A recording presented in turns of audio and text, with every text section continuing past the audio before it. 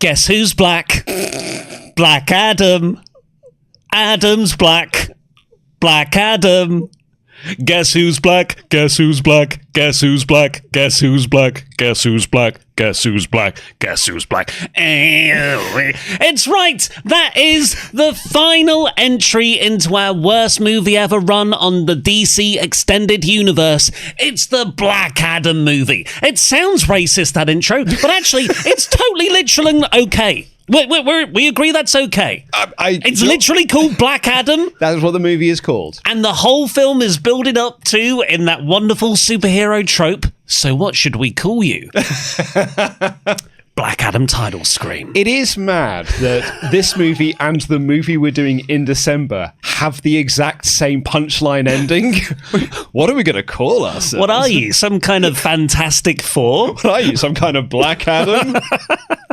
I guess we're the Patsies. We're the Suicide Squad. Oh, it's just an awful, wonderful trope that keeps getting done. Well, I actually think that's quite in keeping with Black Adam as a movie. This is the first time I've ever seen this movie. I did not see this when it came out. Yeah. So the first time watching it is for this podcast.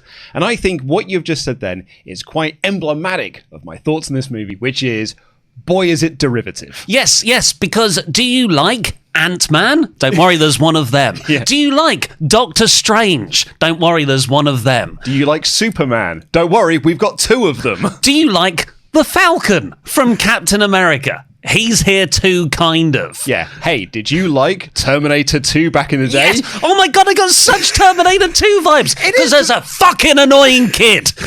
It's because it is just Terminator 2.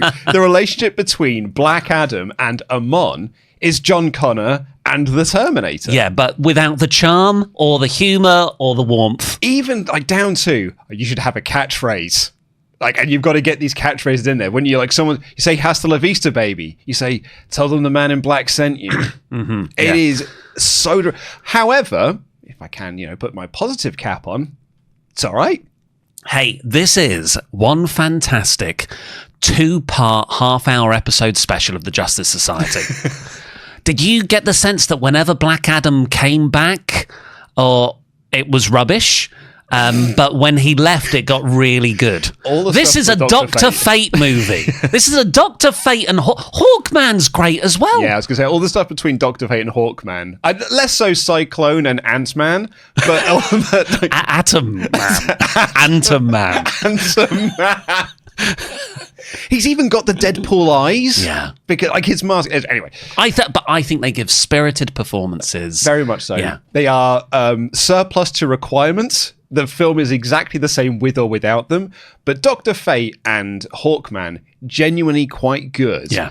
But yeah, the stuff... When Black Adam is around...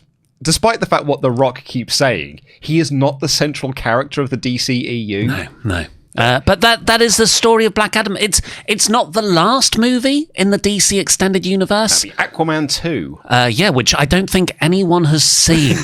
It's one of those lost... Was it released theatrically? But it kind of spiritually is, because it was the last death throes of a franchise where there was... I mean, you're going to the history in a massively in-depth way, but... This is because Warner Bros. Is merging with Discovery, and there's a bit of a power vacuum at the top of DC Films. There's a chance for someone else to take the reins of this somewhat flailing franchise, and The Rock thinks it should be him, and The Rock's solution is to make it about The Rock. Yeah, I should be the main character of the DCEU, and you should build the entire DC universe around the character of Black Adam, because that is what the fans want. We will get into it. I've got quite a few interviews with The Rock that we'll read through. The one thing you will hear a lot of is, we're listening to the fans. Listening to the fans. The fans are telling us that this is what they want, and we're giving it to the fans. Fans of the Scorpion King? Because we'll get into it. Again, this is, I think, on the worst movie ever leaderboard, this will rank pretty low down. I think so. Bottom third, easy. I think it's bottom third. Because it's totally fine. Yeah. I'll never watch it again. And I'll probably, if you ask me in 6 months' time what happened in this movie, I might struggle to remember. I'll remember Dr. Fate and I'll remember Hawkman, but I'll forget most of the movie. Yeah. But I didn't end off this movie being like, oh, what a pile of trash. It's a functional movie. Like the stuff it sets up, it pays off. There's humor. There's some actually quite emotionally affecting scenes. The lore is quite fun to dive into. It deviates somewhat from the comics, but what movie doesn't? But yes, this is more fascinating to dive into because it's a backstage power grab. That's exactly what it by is. The Rock, who crosses over with our wrestling fandom. And what was this, end of 2023 it gets released? 2023 gets released, yes. 2023. So this is the movie that drives The Rock back into the WWE. Yeah. Because it's the start of 2024 that he returns there, tries to come back as a babyface because he's like, oh man, the superhero fans didn't want me, but the wrestling fans sure do. Everyone thinks, oh, The Rock came back because he loves the bloodline, wants that Reigns match. No, it's because his Hollywood career was not in tatters, but was diminishing. Yeah. I mean, there's a key point that you missed there. It's not that he came back to wrestling. He came back to own wrestling. He got appointed to the board of directors of TKO, the company that owns WWE, in January, like 1 month after he announced, I'm not going to be part of the DCEU moving forwards because James Gunn and Peter Safran are moving in a different direction and I wish them nothing but the best. We gave it a good shot, but sometimes you don't win. And then 1 month later, goes back to WWE. Yeah. It's it gives a big sort of, I love AEW. AEW's my home forever. A couple of things go wrong. Yeah, well, wish them all the best. I'm going back to WWE. Yeah. But rather than a wrestling promotion, it's a giant Hollywood franchise. What's kind of amazing about Black Adam is that The Rock gets cast. Like, he's the first thing that gets cast into the movie. I believe it got cast in 1983, didn't it? Back when this was a Shazam movie, The Rock was cast as Black Adam in like the late 2000s. The Rock is cast as Black Adam, and you can back then he was Southland Tales. The Rock. He was so the Southland best version. This is but notably pre his actual mainstream star persona of the Fast Five franchise. So that's kind of the key part to this, is that when he was first cast, he is Southland Tales. He's actually on the press tour of Southland Tales he announces, I've been cast as Black Adam, and it's, this is a really cool opportunity for me. But by the time you actually start making Shazam as now part of the DCEU, he's now Rock the Dwayne Johnson. He is now the biggest, one of the biggest actors on the planet. So now everything becomes a case of, we can't really do this with The Rock. We have to do something else with him because he's such a big star. You cannot make the movie the way that kind of it probably should be made. And then everything is dictated around that. It's one of those butterfly effect moments. If The Rock is not cast as Black Adam in the late 2000s, this movie doesn't exist, and Black Adam would just been a villain in the first Shazam movie. Which, so the villain in the first Shazam movie is... It's Mark, what's his face? He was also in Kingsman. He was the... Mark Strong. Mark Strong, Terrific actor. Terrific actor. Really good actor. I really like Shazam. Yeah, Shazam's a really fun movie. Really fun movie. I've never seen Fury of the Gods, but again, I don't think anyone else did. No, again, lost media. We don't know what happened to that film. Got a lot of press on AEW, though. Yeah. I mean, we'll come into it later. Zachary Levi has some thoughts on Fury of the Gods, though, and it does tie into Black Adam. Does it really? So, Fury of... How do you want... Should we start then? I feel like we've started the history component. Yeah. So a little bit of... I'll just do a brief history. Actually, before I forget... Let us know, folks. Should Southland Tales be a one-off bottle episode 1 month of worst movie ever? Because I adore that movie, and it is a mess. You want to talk about a movie I have not seen since it came out? Because I rented it from Love Film back in the day, and I haven't seen it since. The only thing I remember of it is Kevin Smith showing up at the end. Yeah. You don't remember the car sex scene? No. 2 cars have sex. Justin Timberlake does an almost full rendition of The Killer's All the Things I've Done. Sean William Scott's in it. The Rock's in it. Yeah.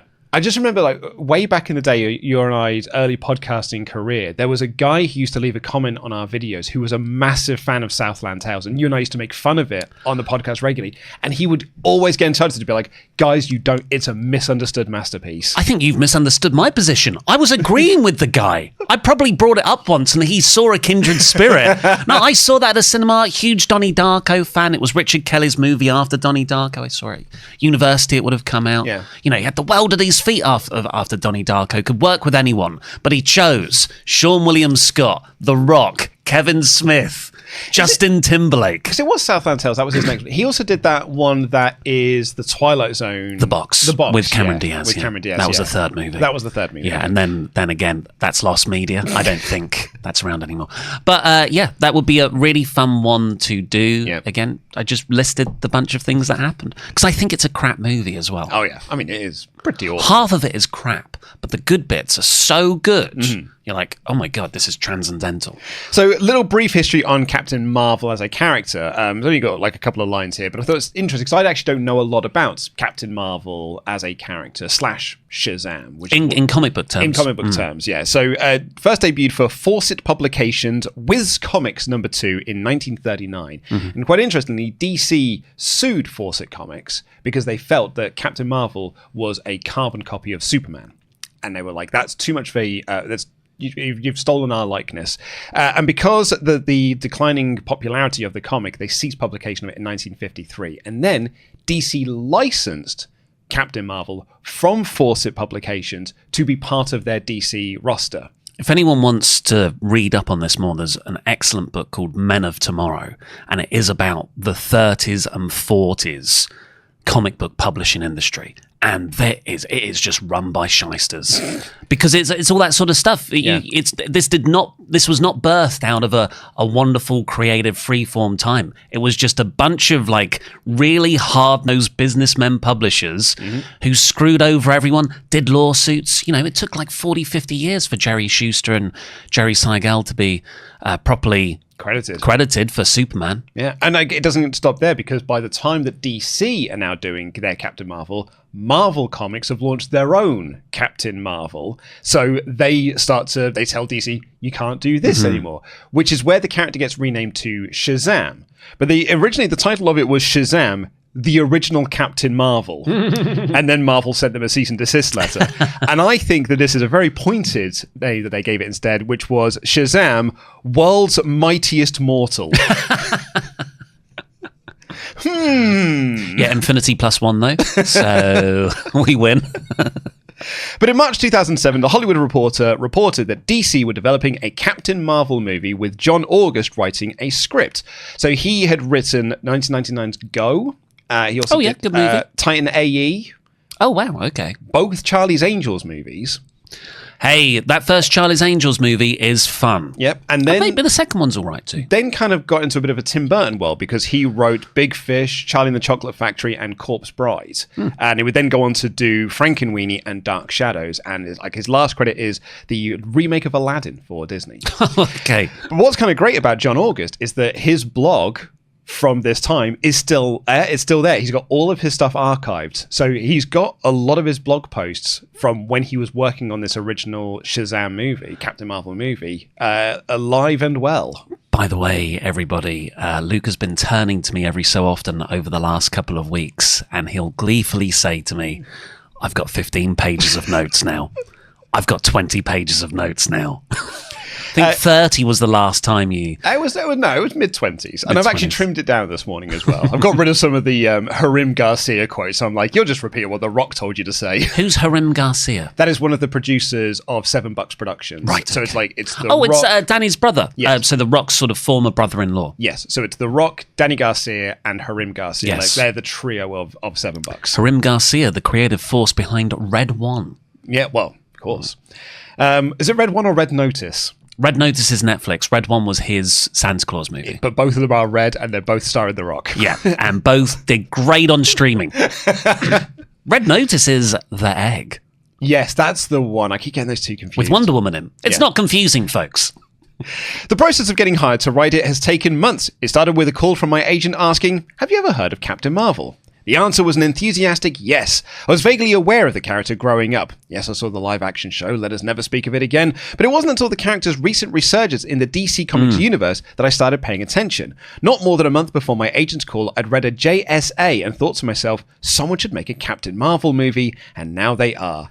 Pete Segal and producing partner mythologizing are already signed on, so the next step was meeting them and figuring out if we shared the same tone for the movie. It's not Spider-Man plus jokes. It's a comic book movie where the characters in it read comics. The story needs to be funny and dramatic, even if the villain never shows up. Don't worry, there is a great villain. Okay, well, that sounds like a good basis. Like, he's got the right mindset. The characters and story have to be great, regardless of an antagonist. And Pete Segal, who signed on to direct, had directed Naked Gun 33 1/3, 51st Dates, The Longest Yard, and this is where The Rock comes in, Get Smart. And that is how The Rock gets on board, is the connection from that. Never seen Get Smart. I love the poster. We talk about it often, where everyone's obscuring the next person along in the lineup.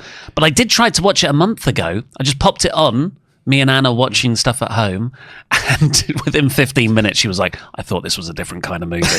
It is so wacky slapstick. Yeah. It good? I got a kick out of it, but she didn't. We had to turn it off. Once we agreed with the framework, Jeff Johns from DC was gracious enough to come in and idiot check it for us. Having witnessed the uproar over Spidey's organic web shooters, we were all sensitive towards cavalierly changing things. Fortunately, Captain Marvel is pretty movie-friendly already, so we hadn't bent or broken any mythology.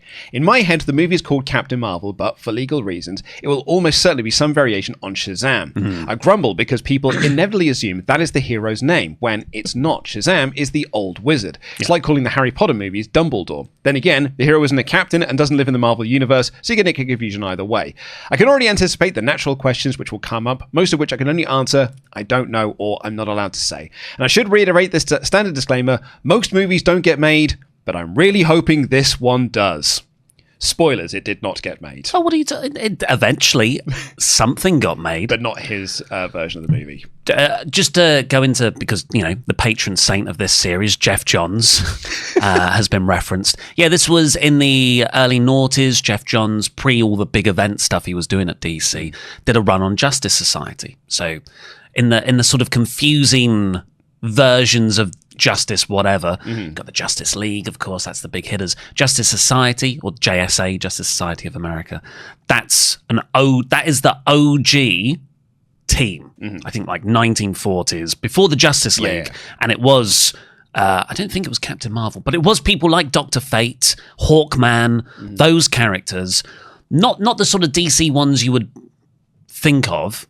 But then Justice League happened. There was a crossover issue in the 50s, blah, blah, blah. But then Justice League kind of took over, and it became more about your Batman, Aquaman, Flash. Okay. Oh, Jay Garrick. OG Flash is in Justice Society. Yeah.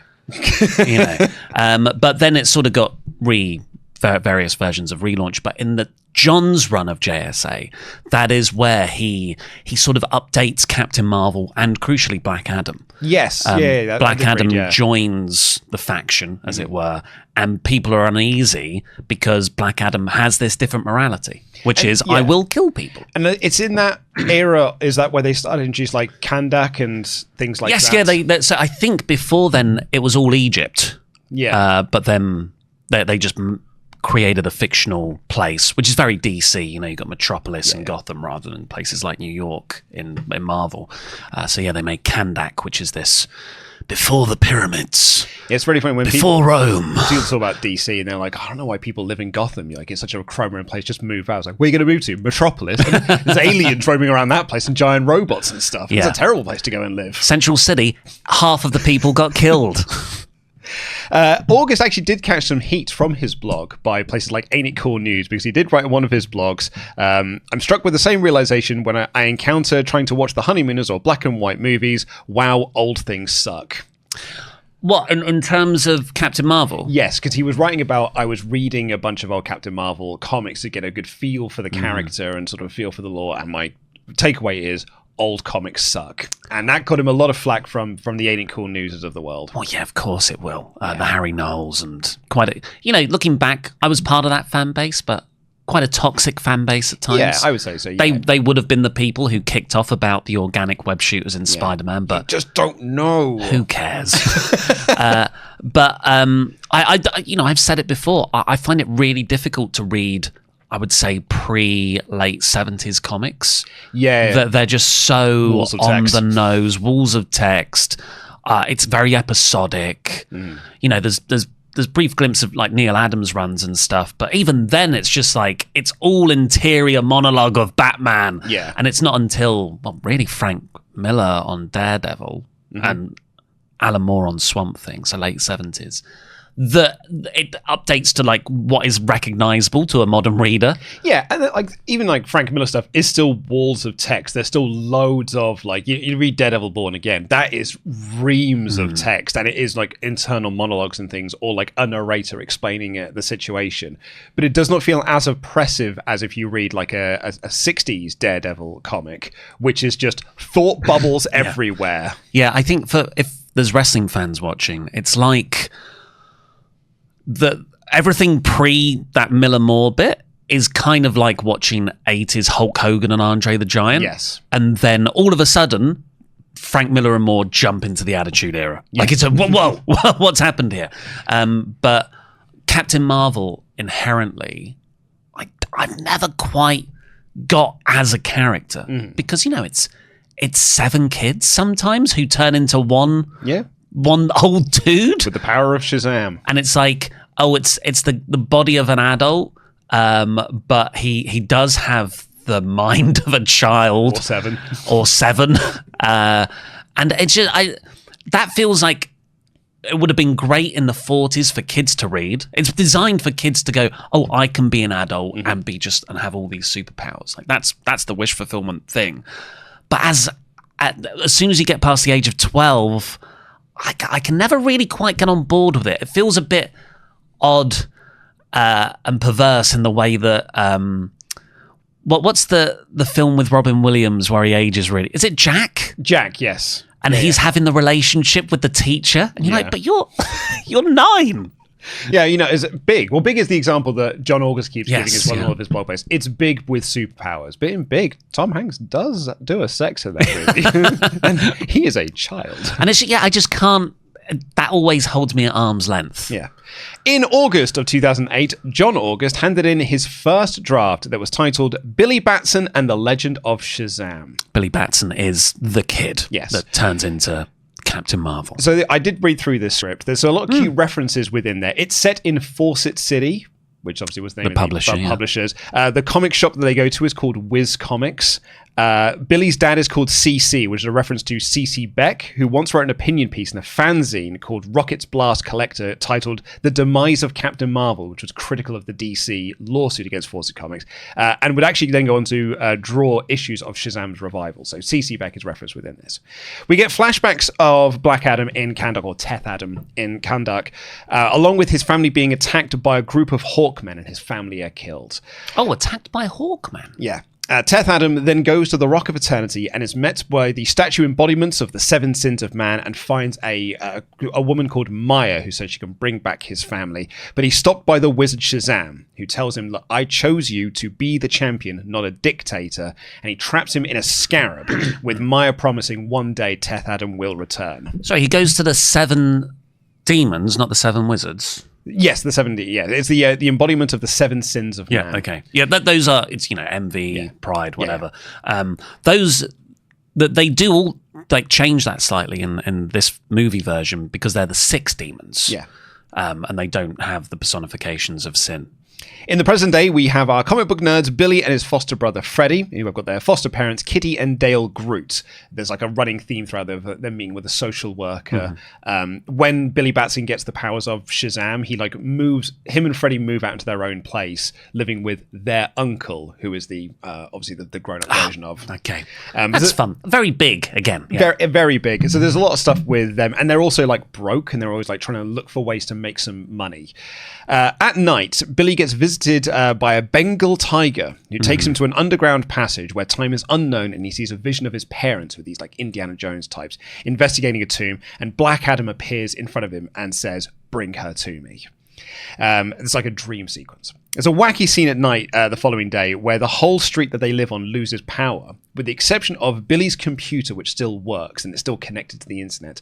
And he's taking a quiz about morals and morality. And when he gets to the end of the quiz, it knows his name. And his printer fires up and it prints out a map to a subway station. So him and Freddy are like, it knows my name. We should follow this. That's fun, sort of magical origin story, yeah. The tiger, by the way, is a established Captain Marvel character. It's going to come back. It will come back as well. So Billy finds the train that they're supposed to get, but Freddy misses it. And the train takes Billy to the Rock of Eternity where he meets the wizard Shazam. And then back in the Shazam tells him about, this is what you need to do. But back in the real world, Billy's trying to remember what the wizard told him. And he can't remember. He's like, it's like Shaquille or something. And eventually he says, Shazam, and gets turned into Captain Marvel. And then get a series of comedy scenes of him trying to learn how to use his powers. A great one of my favourite superhero tropes that I will never get bored of. The learning of the abilities. Morbius, when you just do it immediately.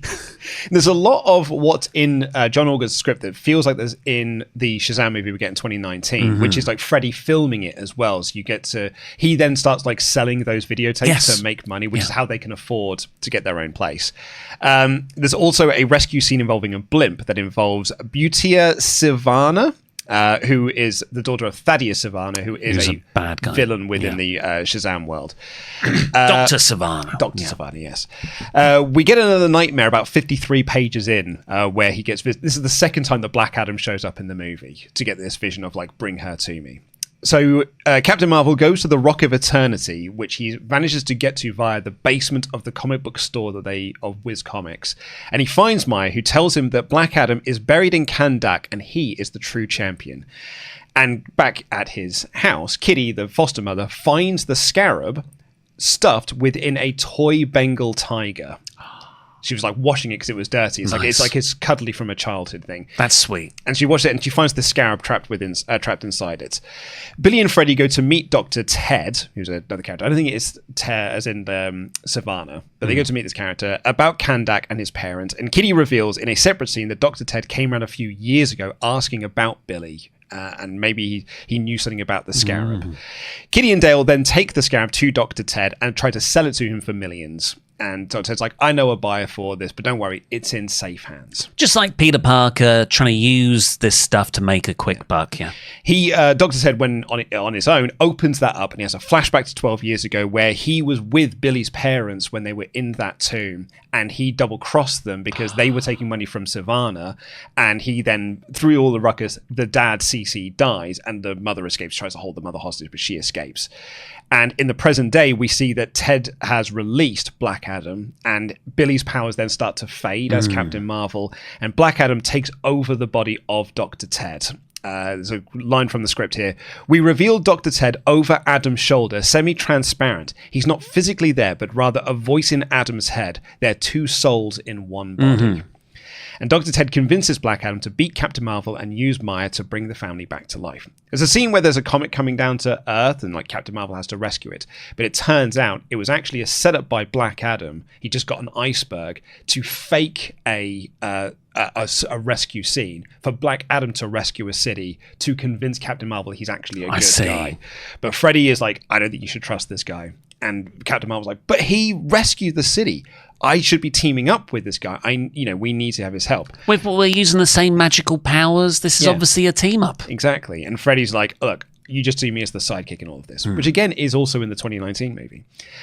Marvel and Black Adam have a chat where Black Adam says that the wizard picked Billy to be the champion because Billy will see himself as human, but the truth is they're gods now. They should be ruling over people. And he tells Billy to bring Maya to him. And they have a fight scene in there where Black Adam has a family man and a pretty girl. And he says, you can't rescue both of them. You have to make a choice sometimes. And within that, the family man dies. Oh. So it's really it's showing you how vicious Black Adam is and how torn Captain Marvel is in how he can't use his powers to save everyone all the time. Save the pretty woman, though. He certainly did. he's a teenage boy at heart. But Black Adam is still good at heart because he falls out with Dr. Ted, and that allows Marvel to get on top within this fight. But Black Adam then they shoot up into the sky, and he's choking him out. And the only way that Billy can survive this is by saying Shazam and reverting back to a child and falling through. But when he does that, Black Adam realizes, oh, he was a boy. So he then flies down and rescues Billy from falling. This is good stuff, I feel. This is like quite complex. And he says, I didn't realize you were just a boy. You actually are the same age as my son, Harut. Yeah. And the wizard choosing you was cruel. He should not have chosen a child to be the champion. But if you say that word again, I will kill you. So I want you to bring Maya to me, or I'm going to smash up this city. But you cannot do this with the power of Shazam. So Billy reunites with... It's a more three-dimensional villain than you would expect. He reunites with Freddie, Dale, and Kitty, and there's a love interest, Caitlin, who is really surplus to requirements right out of the script. They get to the Rock of Eternity and get Maya, and the family, who are on their separate mission, find that the scarab to track Black Adam has been broken. Billy transforms back to Captain Marvel and brings Maya to Black Adam. And Black Adam shows up, and Captain Marvel protects his family. And they reveal that Black Adam's plan is to go back in time to reunite with his family. But by doing so, he's going to rewrite the past, which will change the future, and Captain Marvel cannot allow that. And Maya is there being like, he can't be doing this. So the script has got this kind of neat thing where it's like, you think that Black Adam is the villain, then it's revealed that Maya might actually be the villain, but then Black Adam is actually a good guy, but then it says, Maya's actually a good guy and Black Adam is the villain. Yeah. So Maya creates a circle of time, and Billy and Black Adam fight through this circle of time. At one point, Captain Marvel is attacked by a pterodactyl. Awesome! And he travels back through this circle of time to a point where the scarab is still intact. And he asks Freddy, who was just in this past moment, hand me the scarab, you have to trust me. He then goes to the moment where Black Adam's family is killed, and Black Adam and Captain Marvel team up to fight off the Hawkmen to save the family, and then Captain Marvel traps Black Adam and the family together within the scarab. Okay. I would have preferred a bit more of a 12 Monkeys loop. You know what I mean? Yeah. Where rather than changing the past is actually static, but it reveals itself to you as always static. So maybe the person who originally gave the scarab to the Batson family was Billy Batson going back in time. That sort of thing. Yeah, that would have been really nice, actually. And Marvel and Maya put the scarab in the Rock of Eternity, and she tells him that one day you will need to release him. And that's the end. That's the hook and tease for the end of the movie, that Black Adam will likely return in a sequel. Okay. It's not bad. It doesn't... The problem is 2008. It feels very... late 90s, 2002 era, like comic book scripts when you're reading it. It doesn't quite work in a 2008 post-Dark Knight scenario. Yeah, it would have probably just, like, execution-wise, it would have been another one of those films. It'd have been Green Lantern. It could have been. I think people would have seen it as Green Lantern. I think it would have seen Old Hat. From the director of, what was some of those films again? The Longest Yard. 50 First Dates. I can't say that. This seems as solid as that script layout seems to be. I feel like the execution of it would have been just fodder, really. Superhero fodder for the box office, as opposed to some big epic thing that we got used to a couple of years later. That's what I mean. It feels early 2000s than it does sort of like... It's 2007, I should say, not 2008. It feels more 2002. Like, it's been when John August, like, we saw what happened with Spider-Man. Like, buddy, that was 5 years ago. Oh, no, I think, but, you know, Spider-Man was the peak. X-Men 2 was the peak of that era. And then you had Fantastic Four, Ghost Rider, Catwoman. I feel like he's saying, no, we need to get back to the great films of Spider-Man, really. But no, my point was making is he was like, we all saw the backlash to the organic shooters, and it's like, that was a while ago. Though. Like, you wanted to talk about more like the anger towards Catwoman. Like that's more of a modern day thing. Daredevil. Yeah, exactly. So The Rock signs on to play Black Adam in November 2007. Wow. Originally approached to play Captain Marvel, which he was going to take on, but then they said, there's other character called Black Adam, and he really took to Black Adam. He's like, that's a cool character. Interesting. I want to play that character. Does he say what particularly gravitated him towards that role? Well, while promoting Southland Tales, he was told /film, not Shazam, but Black Adam. That's now very clear. He's a character that I can't wait to play. When they first approached me about playing Captain Marvel, they said there's all this interesting character called Black Adam. It was about a year ago on the set of Get Smart. I said, okay, great. We went down to Comic-Con to show the trailer for Get Smart, and there I was talking to all the fans, and they were like, you should really look into Black Adam. So I said to some writer or journalist... Did he say Black Adam? He did say yes, Black Adam. I remember. I researched this in another video, and I remember him saying the wrong name. So huge fan of the Black Atom character. So I said to some writer or journalist that I think it's up to the fans. They should let me know, and they just said in their spades, it's Black Adam. Mm-hmm. Again, I cannot stress enough, and you'll hear it. He talks about the fans so much through all of this. But really, it is a better role for him. Yeah, probably. Yeah, I think he would have been fine. I think he could have actually done, like, the comedy chops would have been quite good as Billy Batson. Like the grown-up version of Captain Marvel. Mm-hmm. So in January 2009, John August posted an update on his website that Shazam had died somewhere in late 2008. I wrote a draft for New Line. Around that time I turned it in. There was a lot of speculation about whether New Line would continue to remain in business, but there was enough enthusiasm that the mini studio ran the numbers and considered going into production before potential actor strikes. Director Peter Siegel was busy on Get Smart, co-starring Dwayne Johnson, and rumors began building that The Rock would play Black Adam. A lot of people liked that idea, me included. I would describe this draft as a comedy with a lot of action. It centers mostly on Billy Batson getting and learning how to use his powers and discovering what happened to his parents that left him an orphan. One of the appeals of the project is that Billy is a comic book hero who actually reads comic books. Black Adam ultimately becomes his adversary, but he works much like Voldemort in the Harry Potter movies, a dark force to battle at the end, not a constant presence throughout. I wrote the draft I had pitched. I was very happy with how it turned out. I got notes from New Line and the producers, mostly about set pieces and keeping Black Adam from being too sympathetic, but before I could get started, the WGA went on strike. I couldn't write, nor did I talk to anyone involved for 100 days. When the strike was over, Shazam was suddenly a Warner Brothers movie.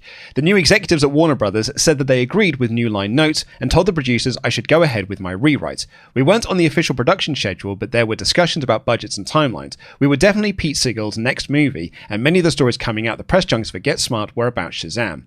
When we turned in the new draft to the studio, we got a reaction that made me wonder if anyone at Warner's had actually read previous drafts or the associated notes.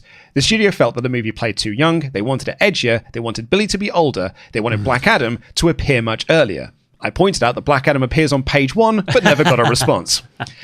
I expressed my frustration, and I wasted months of my time and a considerable amount of the studio's money on things that should have been discussed at the outset. I asked for a meeting with the executive in charge. I had one phone call, and I got a new set of notes that didn't jibe with what we'd discussed. The written studio notes, I will say, were well more considered. I disagree with the direction they were taking the movie, but were thorough and self-consistent. In retrospect, I can point to 2 summer Warner Brothers movies that I believe defined the real issue at hand. Speed Racer and The Dark Knight. The first flopped, the second one triumphed. Given only those 2 examples, one can understand why a studio might wish for their movies to be more like the latter. But to do so ignores the success of Iron Man, which spent most of its running time as a comedic origin story, and even the more permanent examples of WB's own Harry Potter series. I tried to make this call, but to no avail. I was under contract to deliver one more draft, so I took them at their written word and delivered what they wanted, a much harder movie with a lot more Black Adam. This wasn't big with superpowers anymore, it was Black Adam versus Captain Marvel, with a considerable push into dark territory and liminal badlands like Nanda Parbat. I was looking at you for the comic book stuff there. Nanda Parbat. Yeah, liminal badlands. Liminal badlands. Nanda Parbat. Yeah, Nanda. Nanda. Nanda. Parbat. Parbat. Fictional city, martial artists and spiritual seekers hidden in the Himalayan mountains. Oh, it's where Deadman's from. Yeah, apparently it appears in Arrow. Okay, well, I didn't watch much of that, so past the second season, I think. It wasn't the action comedy I'd signed on to write, but it was a movie I could envision getting made. The producer and the director liked it and turned it into the studio while I was in France. By the time I got back from holiday, the project was dead. By dead, I mean it won't be happening. I don't think it's on the studio's radar at all. It may come back in some other incarnation with another writer, but I can't say with any considerable certainty it won't be the version that I developed. It's really funny as well. He goes, the same week I found out that Shazam was dead, Variety and several online news outlets ran stories about Pete Siegel's new overall deal with Warner Brothers, which highlighted Shazam as his next project, and I got several congratulations emails. Isn't that the story of Warner Bros, though, and the big creative misstep of the whole universe's direction? Dark Knight was dark. It did well. Make all films like that. Do me another one. Even if the central premise of the character is a kid who gets superpowers that makes him big and it's magic. No, we want the gritty realist version of that, please. Because Dark Knight did $1 billion at the box office. But I think he makes really good points there, August, of look at Harry Potter, look at Marvel and Iron Man. Yeah. I think Warner Brothers can be quite myopic at times. I think if you have just one hit, if you release like 6 movies and only one of them is a hit, you probably are going to focus on that one hit more than anything. But he's pointing to another hit that they had with Harry Potter. But in some studios' minds, when I've spoken to writers and producers and things like that, it's like comic books that like Harry Potter's not the same as a comic book movie. Comic book movies are different to this movie over here. So you can't point to this one as an example of a success. Yeah. Because that's not a comic book movie. They do, they're very preoccupied with genre. Yes. When I say, I don't, genre is important, but really it is star power and character-driven stuff that gets a word of mouth. Oh, that film's actually good. Yeah. The other thing as well with studios, I do think they pick and choose when they decide what genre is a genre. I remember Steven D'Souza telling me that the Tomb Raider movie died because Mystery Men bombed at the box office. And he was like, but I'm not making a comic book movie. And the producer was like, yeah, but it's the same thing. It's video games. It's all geek adjacent. I think sometimes they just get a gut feeling that something isn't going to work. And rather than just say, I've got a gut feeling, it's like, look, we've got the data to prove it's not going to work. Yeah. But Steven D'Souza was like, yeah, but why did you think Mystery Men was going to do Batman numbers? Yeah, but that's a really good point. The amount of people who try and justify things with data when really it is just, it's down to a gut feeling. And, gut feelings are useful. They're there for a reason. Yeah, like it taps into something that, you're getting clue, but they can also be unreliable, so you try and back it up with the data, but data is also equally open to interpretation sometimes. So we fast forward to a time we've spent a lot on this podcast, 2014, when DC announced the slate of the new DCEU. And in August, The Rock told the Associated Press he was still deciding whether or not he'd play Shazam or Black Adam, but wouldn't confirm if he would be in Batman v Superman, announced for 2016. So this is... Spoilers, he was not. So 2008, they say, no, we want a darker Dark Knight style DC direction. And then they kill the project. But then it materializes with Zack Snyder's vision for Man of Steel. Yes. So their version of the DCU. And then that's Man of Steel does what it does. We've covered this on multiple podcasts now. But the Avengers does even better. So they're like, that's the formula we want to copy then. Not stylistically, but shared universe. Man of Steel is now longer this solo project. It is now the start of a much wider universe of movies. And to be part of that, they've got The Rock kind of still attached to this project, and he still wants to do this. So we're going to go and do a Shazam movie with The Rock playing Black Adam. Is The Rock like Edgar Wright and Ant-Man? Two people who got attached to a superhero, a D-level superhero project mid-noughties, and then just stayed with it for ages. I guess the difference is, tragically, Edgar Wright's Ant-Man didn't get made. No, he did and not. Black Adam's starring The Rock did. Excuse me. So The Rock confirmed on Twitter that he would be playing the role of Black Adam, posting a photo of Black Adam strangling Captain Marvel. And while the script was being written and Shazam was being developed, somewhere in 2016, Rock met with Jeff Johns about making a change. So the Hollywood Reporter... Doesn't work for me, brother. The Hollywood Reporter writes here, New Line, which has been for over a decade developing a movie based on the longtime DC character, will concurrently develop a movie centering on Black Adam with Dwayne Johnson attached to star as Shazam's arch nemesis. The move stems from last week's high-level meeting with Johnson and DC Films co-head and comics author Jeff Johns, after which the actor took to social media to promise, quote, hope, optimism, and fun, which I think is a direct response to the backlash to Batman v Superman. Had that gone out? That had already gone out? So this is post Batman v Superman coming out, and then Rock's having these meetings with Jeff Johns, and saying, let's split these movies up. Let's do a solo Black Adam movie and a Shazam movie. And then he's on social media going, we're going to give you hope, optimism, and fun. That's Black Adam.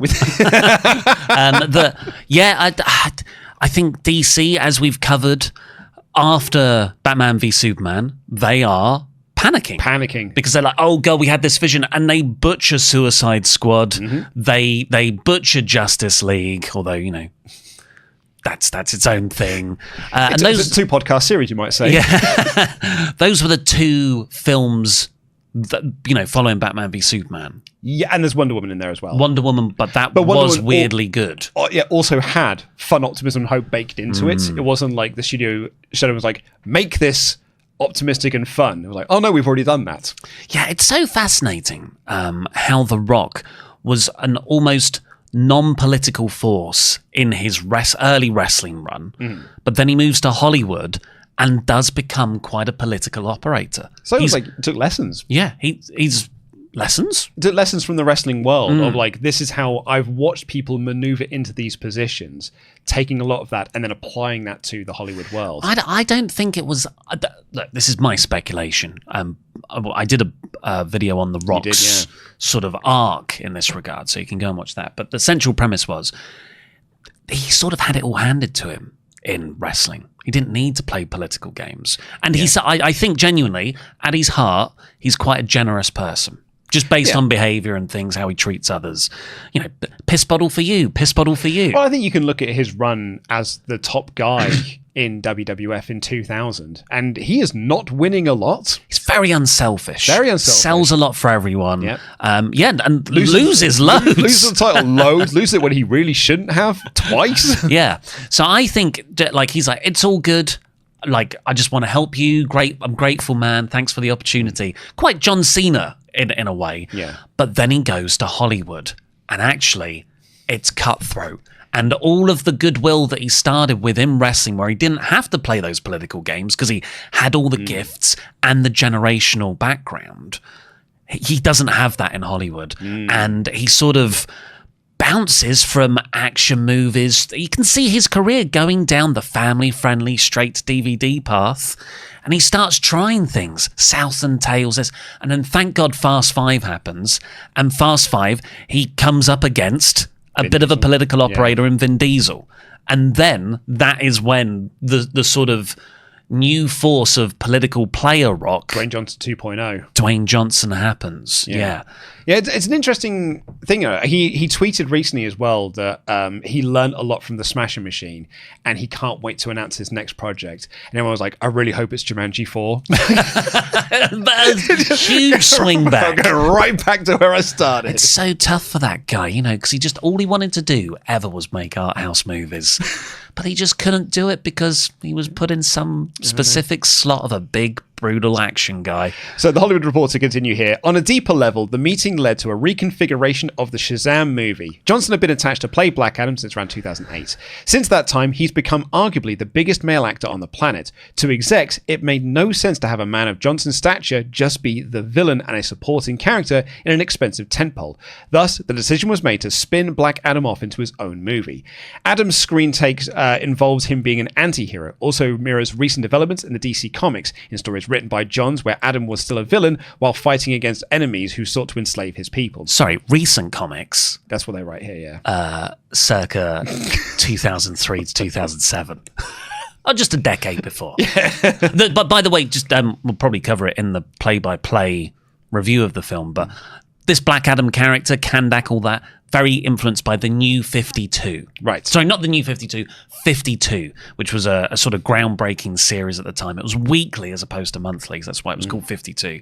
And it was what happens when what happens when Superman, Batman, and Wonder Woman just go for a year. They're not around for a whole year, and it's just following Booster Gold. But also Black Adam gets a huge sort of presence in that.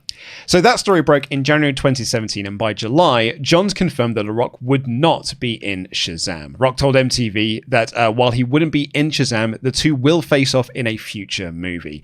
Adam Stritzkiel, who had Maid of Honor due date, and Alvin the Chipmunk's Road Chip was hired to write the script for Black Adam.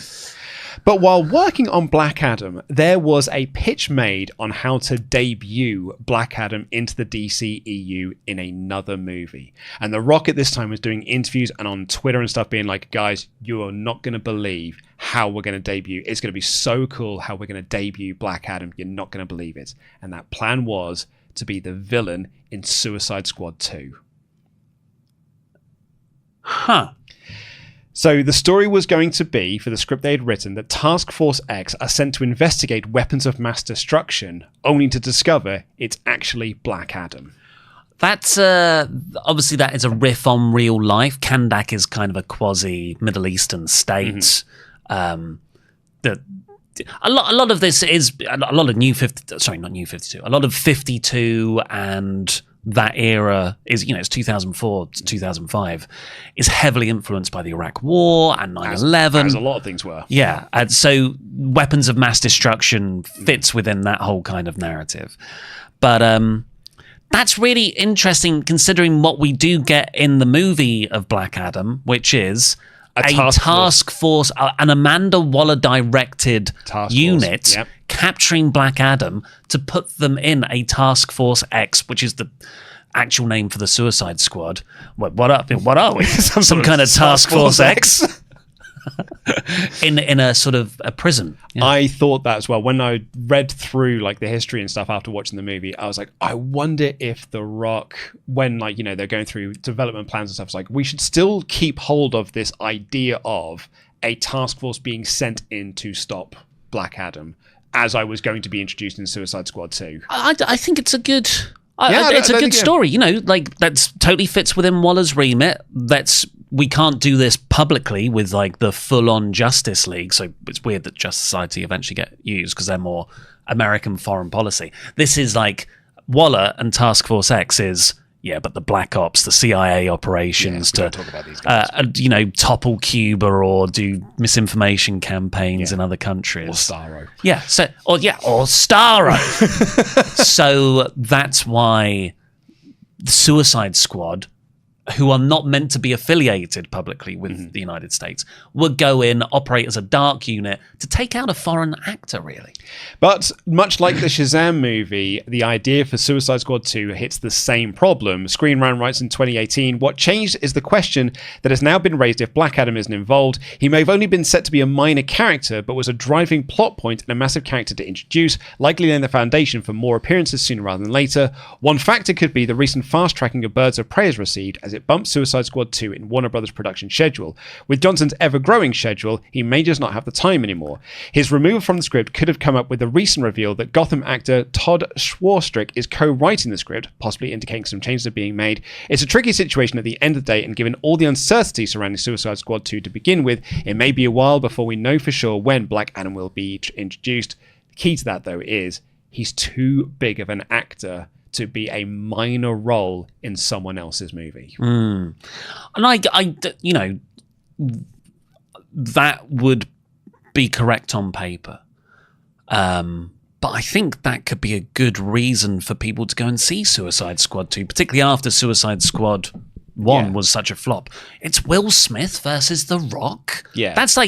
That sells itself without any of the characters attached. And there's also, my mum would know what that means. There's also this idea of, I think Marvel do this quite well actually within the MCU, of like, even if you are a massive name actor from another movie, you just being featured in, it's not like, oh man, we can't just put you as like featured a one line character in this because you're too big of a star. It's like, no, that's the character that they play. And it's quite cool then that you're seeing this massive named actor appear in this role here.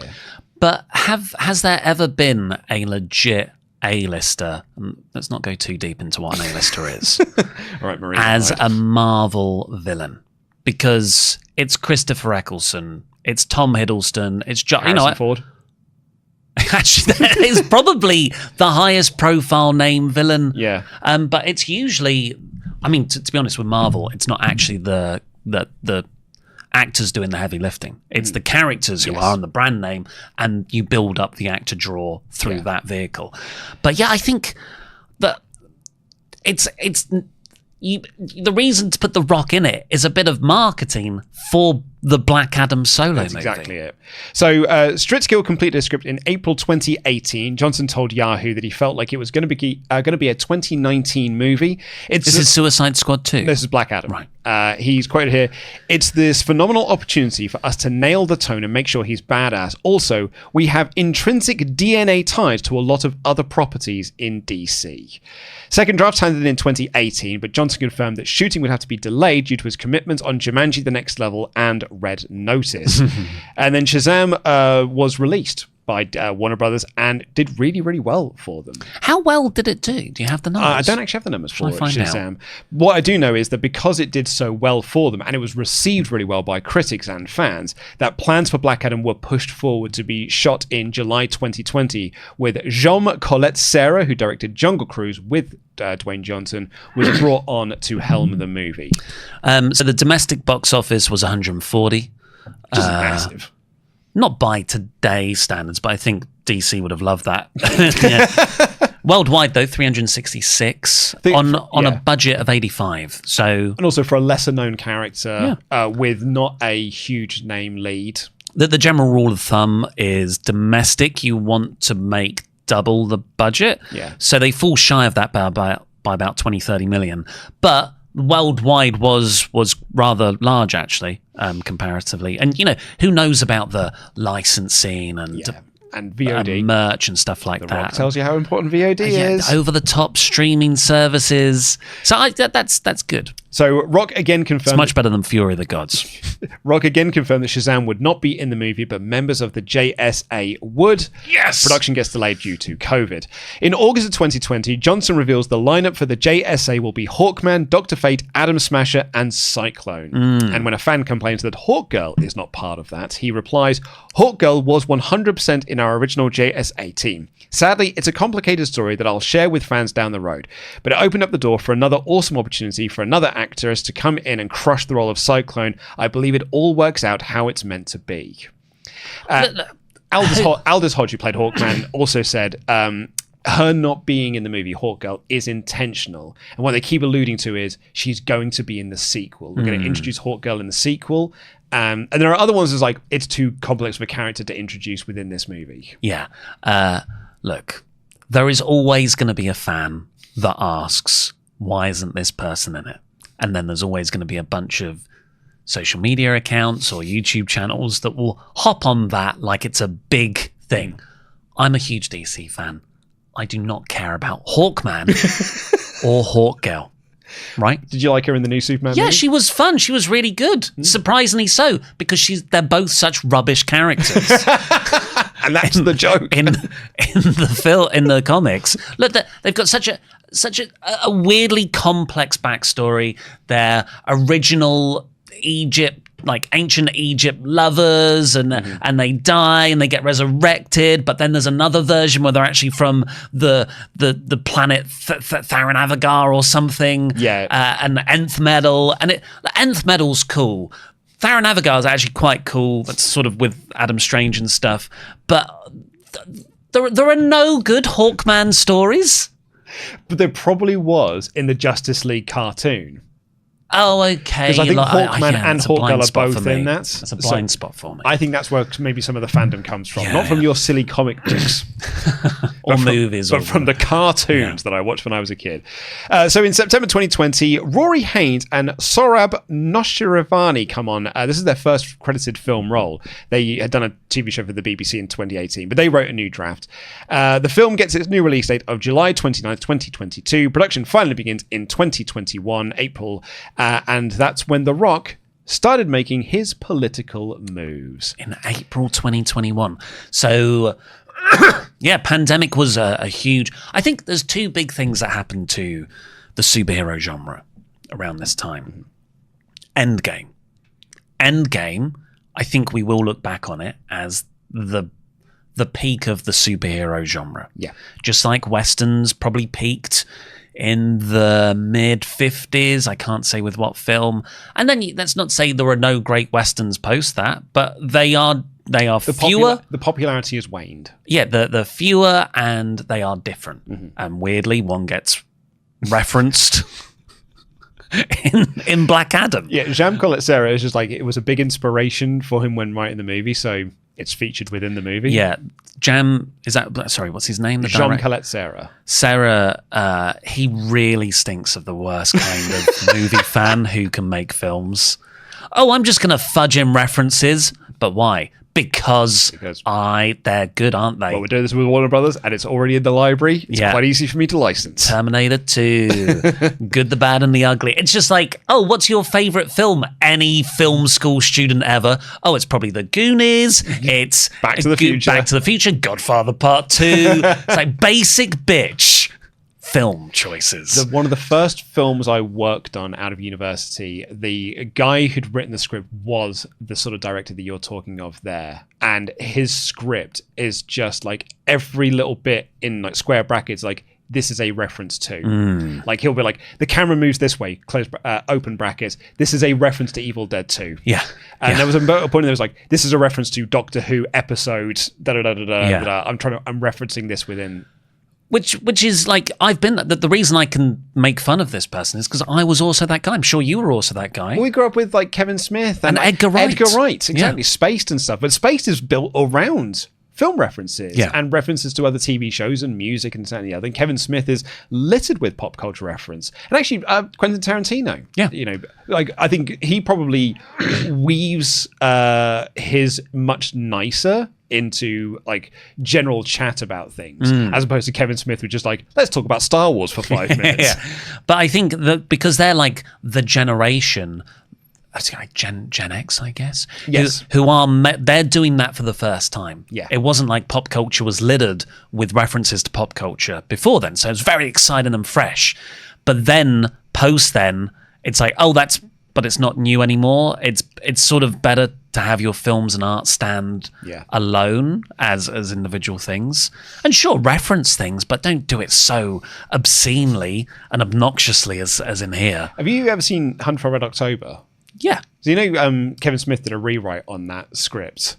Only one of his scenes makes it into the final movie, and it sticks out like a sore thumb because all of a sudden Denzel just starts talking about the Silver Surfer. Amazing. It's like, gee, I wonder which of the Tarantino scenes made it into the final cut.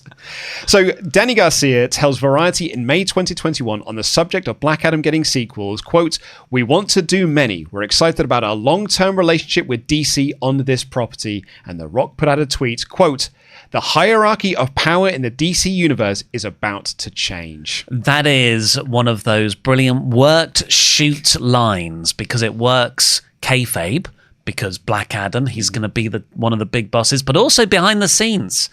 It's a very, very politically astute thing. The people who know.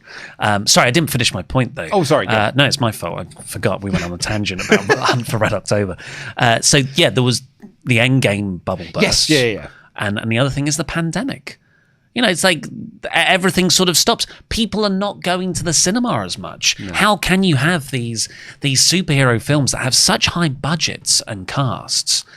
They cannot succeed without the amount of eyeballs going to see them. They're sort of a business model that works on volumes of customers. But the pandemic decimates the amount of people who can actually go and see them. I don't think these films work budget-wise when they're just released on streaming platforms. They certainly don't work scale-wise.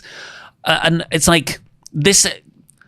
Let's have a look at superhero movies and the sort of timeline, because it's where my own movie-going habits start to change. Yeah, I mean, you can see Disney during the pandemic figure it out in real time. Because remember, they were releasing movies to Disney Plus that you could buy. You could buy like premiere of like, I can't remember which film it was now. Was it Dumbo? Or was it was Mulan? Because that obviously wasn't going to get released in cinemas. So they put it straight to Disney Plus, but you had to buy tickets on Disney Plus to be able to go and see it effectively. And that got a lot of backlash. It's like, I'm already paying for Disney Plus. Why am I paying on top of it for to buy this as well? So yeah, in 2019 we have Avengers Endgame. Yeah. So that's the end of that. There's Shazam, Joker, which was did well. Did very well for Warner Brothers. Yeah, $1 billion. Spider-Man: Far From Home. Yeah, massive. And, not massive. I'm thinking of the other one. No, and yeah, then you get 2020, Black Widow. Like everything shuts down. New Mutants comes out. Oh, now there is a movie that may come up next year in our 2026 plans. New Mutants might be on the docket. But I can't see Black Widow in here, actually, for 2020. Because that might only list theatrically released movies, and Black Widow did go straight to Disney Plus in the end, which is what led to the big lawsuit between Disney and Scarlett Johansson. Pre-pandemic, you could count on one hand the amount of superhero movies I did not see in the cinema. Oh, 100%. I think it was Dark Phoenix. Yeah. I think that was the only film I did not see in the cinema from 2005 to 2020. I was about the exact same thing, because I did see it, but then I didn't. I saw it on a plane because I had zero interest in paying to go and see it, and I didn't get a press ticket for it. So I was like, well, I'm not paying to go and see it. Like, I'd have gone if I'd have got a press ticket. I would have gone to see it, but I'm not interested in this Simon I know he's your mate, like the Simon Kinberg is a vision for the X-Men franchise, because it has sucked so far. But Green Lantern, Fantastic Four, Birds of Prey, every single one of those films, I'm there opening weekend or the week after, as are you probably. Oh, absolutely. Apart from Dark Phoenix. Even in 2020, the two films I saw that COVID summer were not Interstellar. What's the Tenet? Yep. And Black Widow. I went to the cinema. That was the first film I saw. Yes, that's right. It did get a little theatrical release, didn't it? In the sort of month in the summer that everything kind of opened up again. Yes. It was literally me, my mate Mario and Graham, and we wore masks the entire time. I forgot that it did get released, because I remember doing Cineworld with Laurie, and we were talking about the idea of going to a cinema and hearing that sting and feeling like we're back. The three films I saw were Tenet, Bill and Ted's, but whichever the final one was called, I can't remember what it's called now, and New Mutants. Yeah. So New Mutants, I didn't see, still haven't seen. Wonder Woman 1984. I only see that. I saw it at home. I did a VPN and I watched it at Christmas through HBO, whatever it was called that week. I watched it then, and I still quite enjoy it. The next year, weirdly, Black Widow. So maybe I watched it the year after. But then you've got Eternals. Yeah, that stinks. I actually went to see that at the movie, at the cinemas. But then we saw Shang-Chi together. Love that film. We really enjoyed that. An awesome film. Spider-Man No Way Home. Great. That was excellent. The Suicide Squad. I was going to see it. I got pinged on the train. You might have come into contact with someone. Oh, you had to turn around. I turned around and went home and locked myself down for a week. Well, congratulations to you for doing the right thing. Graham and Mario were at the Stratford Cinema, and I saw it the week after. But then Venom Let There Be Carnage. Didn't see any of the Venom movies at the cinema. And the year after that is The Batman, which I did see. Black Adam. Didn't see it at the cinema. No, you saw it at home, didn't you? Black Panther, saw that at the cinema. Doctor Strange, saw that at the cinema. Morbius, didn't. Thor at the cinema. So you saw more of these at the cinema than I thought then. Yes. Your argument is falling apart a little bit. But then 2023, Ant-Man and the Wasp. No. That's at home. Aquaman and the Lost Kingdom. Lost Media. Aquaman and the Lost Media. Blue Beetle, watched it on the plane. The Flash, watched it at home. Guardians of the Galaxy Volume 3, yes, in the cinema. The Marvels, at home. Shazam Fury of the Gods, didn't see. Spider-Man Across the Spider-Verse, saw that. And yeah, Madam Web, didn't see at the cinema. You should have done though. I know, now I know the greatness.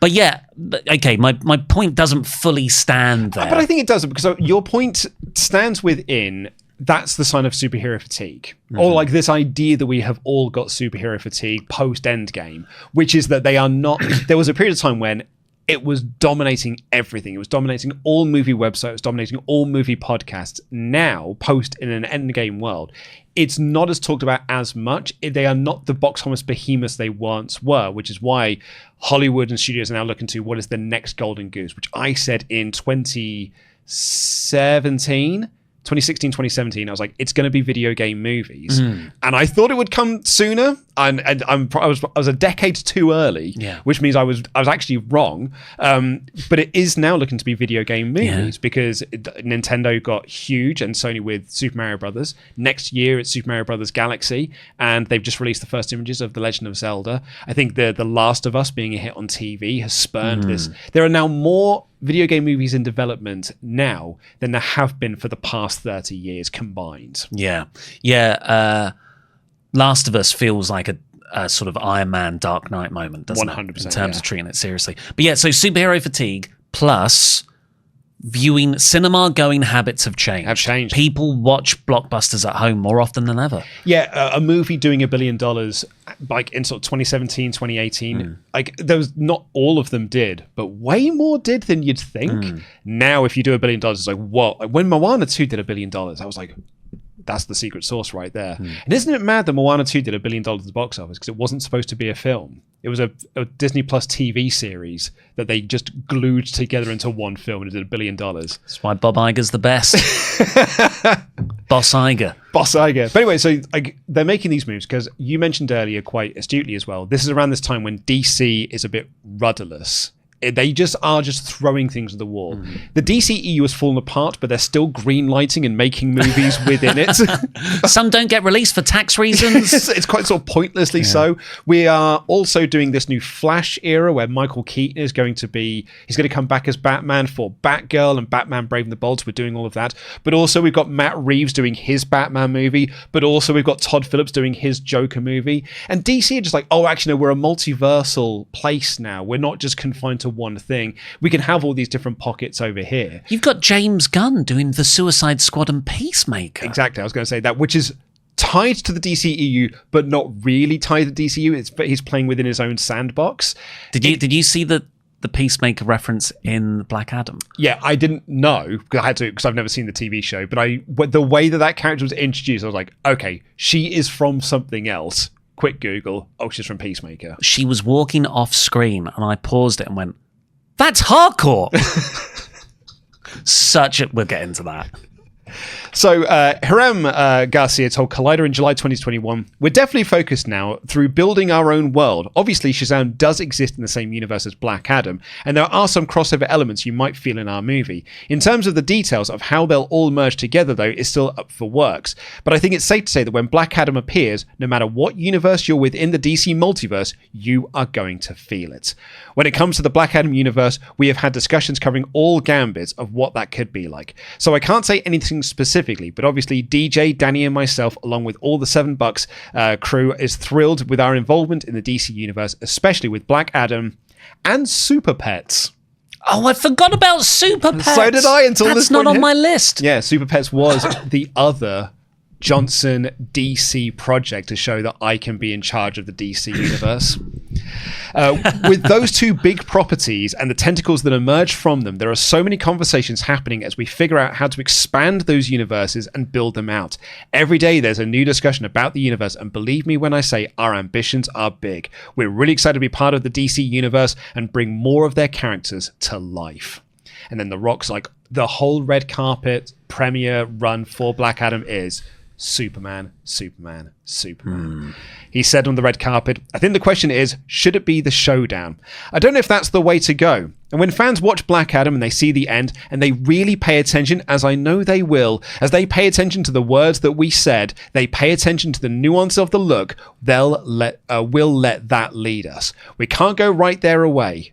We can't go right there right away. Now we've gotten to a great place where we've delivered for the audience. And when I say we're listening to the audience, they know what we mean. And when we say we're building up the DC universe, we mean it. This is what we mean. And when we say welcome home, you know who I'm talking about.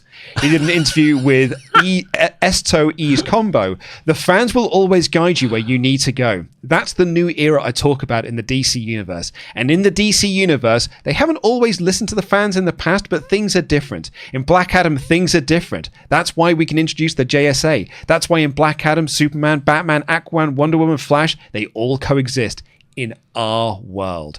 Black Adam's not over here and Joker's over here and, Justice League is over here. In our world, they all exist. Ideally, in my mind, it's a little crazy. They all cross paths because the fans want that. And there's a good creative way that we can figure that out. They all cross paths. Wait. As in Matt Reeves' Batman and Joaquin Phoenix's Joker. He really did think that he can bring all of these together into his DC universe. He's talking nonsense. I think he's just saying things to get people excited. This is a wrestling promo. Absolutely. So Black Adam colliding with all those characters in the DC universe, we come to the table with that open mind. If you said to me Suicide Squad, I say yes. Justice League, I say yes. You name them, open up the book. Everything. Even the pets. Please. Please tell me the pets are on the table. Can you imagine the scene between this Black Adam, this obscenely overpowered Black Adam, a normal mental patient Joaquin Phoenix's Joker? Yeah. It's what the fans want. Who wants that? I've never seen anyone credibly say, I can't wait for the Riddler from the Batman movie. Yeah. Coming face to face with Black Adam. Yeah, could have happened. He also, when he's talking about Superman as well, he's saying, I'm not going to fight Superman in the next movie. It's the next movie after that we will do Black Adam v Superman. That's what the fans want. If you know, those who don't know, don't worry, it's coming. But those who know, it's coming. What's coming? Well, he posted to Twitter, Black Adam will serve as our phase 1 of storytelling in our DC universe. Exciting times for the brand to build up and build out. I'm sure I've got a long quote here from Harim, but I might not do all of this one. But it's a lot of the same thing that The Rock said. Like, honestly, he does just parrot what The Rock has already said in previous interviews, but in a much longer, elaborative way. Filibustering the... Yeah. So let's talk about Superman. How did Superman end up? Because spoilers for the post-credit sequence, Superman shows up. The Hollywood Reporter. Negotiating Cavill's return for the first time since 2017's Justice League was hard-fought and came down to the wire. Sorry. Did he not reshoot anything for Snyder's Justice League? No, he didn't. He didn't shoot anything. We covered that. All the stuff with Cavill is shots from other reused things and digitally altered. Not the nightmare scene at the end. No, that's that's from a different take from a different movie. Oh, but what about Bruce and Jared? He comes in at the end of that, but that's not from those reshoots. Oh wow! So it really what a long time. Yeah, what a long time. He has probably emotionally totally moved on from this. So with the Black Adam team filming Dwayne Johnson's half of the scene, not knowing if the stars would even align for Cavill's return. Quote, if we can get Henry to be in it, then we'll figure that out on a future date, cinematographer Lawrence Sher recalls on the latest episode of the Hollywood Reporter's Behind the Scenes podcast. The DP was informed of the Superman idea very late in the game. He recalls Black Adam director Jean Colette Serra describing it this way, quote, let's just quickly take this throne room set that we're working in. We're going to create something for Dwayne to walk into, and we're going to shoot it in like 10 minutes. Johnson's half of the scene was filmed as the final shot on the final day of additional photography. After filming Johnson's half, the team put together the second half of the scene with a body double and a version of the John Williams 1978 Superman theme they found on Google.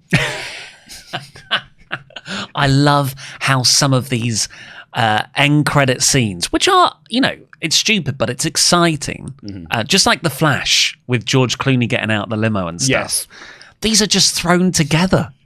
In this version of the scene, they never showed the actor's face, only the Superman emblem on his chest, but the idea was clear and was solid. Quote, watching an actor come out in full silhouette into that was actually goosebumps. Wow, this is 100% going to work. Now they need to figure out if they can get the guy with the head to be there, Sher recalls. Black Adam began testing the movie with that scene thrown in, and the reaction renewed the urgency to secure Cavill. Quote, I went to a test screening in which they did the version without a head, and it played gangbusters, says Sher. Then it was like, now we have to get Henry. Once the deal was done, Cavill's half of the scene was filmed last month in London, where the actor was located. Sher did his work remotely, but was not able to travel to the UK. So, 1 week earlier, the Hollywood Reporter had posted this, because this ties into the Cavill stuff. With the release of Dwayne Johnson's Black Adam this Friday and DC Films head Walter Hamada quietly ending his tenure in the coming days... Booyah. DC is charting a course into truly unknown territory. In fact, without a permanent leader to guide the stable containing some of the biggest and best known characters in the world, DC is currently the scene of a secret but dramatic IP land grab among some of the biggest players in Hollywood. Johnson is publicly touting his vision for the future of Black Adam vs. Superman movie, with his words stoking fan desires to see Henry Cavill return as the red-caped hero. Matt Reeves is plotting an expansion of his Batman universe, while J.J. Abrams remains in the mix with his own plans as well. Oh, I've not heard Abrams' name before. Yeah, he was going to do the Black Superman movie. Okay, wow, God, but wasn't he also attached to Superman Flyby back in way back in then, the mid-noughties? Man, if there's a franchise, you've got like such a select group of people who've led them in the past. You know, I guess JJ, because he did Star Trek, he did Star Wars. Yeah. And he just keeps failing upwards. Creatively, I should say, because his movies make money as well. Hey, he makes one really decent first installment and then passes the ball over. And The Hollywood Reporter can exclusively report that James Gunn, the filmmaker behind Marvel's Guardians of the Galaxy, as well as DC-based The Suicide Squad and Peacemaker, is angling for his own new DC project or two. Sources tell The Hollywood Reporter that Gunn and producer Peter Safran are in talks with Warner's for a mystery movie, possibly more, that Gunn would tackle. Thank God. Thank God. While it isn't clear what hero or teams Gunn is targeting, the writer-director would focus on a second scene of Peacemaker first. The studio eyes are very much on Superman. Under Warner Brothers Discovery CEO David Zaslav and Warner Brothers Picture heads Michael DeLuca and Pam Abney, Warner has an intense desire to reprise the Cavill iteration of the hero. The project would essentially be Man of Steel 2 and is being produced by Charles Roven and is currently searching for writers. Top of that list is Christopher McQuarrie, because obviously he'd worked with Cavill on Mission Impossible. A great writer. Johnson, however, has Superman plans of his own and has been very vocal about his desire to make a Black Adam vs. Superman movie, a desire he has only reiterated more frequently in the lead up to Black Adam's release. This comes as he talks about the surprise cameo at the end of Black Adam, with the actor all but stating that Cavill will appear. Insiders are wondering if Johnson's comments are intended to goose the movie's opening weekend box office numbers to maneuver Superman onto his own chessboard, or perhaps both. Whatever the case, Johnson is definitely at the center of Cavill's return to DC, which is not without some drama of its own. Johnson's manager is Danny Garcia. His former wife is also his producing partner at $7 Entertainment. Garcia also happens to represent Henry Cavill. Superman, as well as Cavill, were not in the initial plans for Black Adam. The idea was hatched during a round of reshoots for the movie earlier this year, but the cameo was nixed by Walter Hamada, the executive who for the last few years has tried to move DC beyond the era where one filmmaker, in this case Zack Snyder, had an inordinate amount of influence and could command the entire slate for years. Hamada had his own Superman plans, one of them being to introduce a black Superman, which is going to be the J.J. Abrams movie. After Hamada said no, Johnson went around the executive, turning to DeLuca and Abney, who gave it the thumbs up. A furious round of negotiating occurred before Labor Day, a deadline insisted on Warner Brothers, with the scene shot in mid-September. Quote, "The best position that I could be for DC is one as an advisor where I can help. I love DC, it's in my blood," Johnson told Variety on the Black Adam red carpet. Quote, "In the spirit of growing up with the DC universe, I'm here to help in any way I can, including looking for finding the right leader or leaders."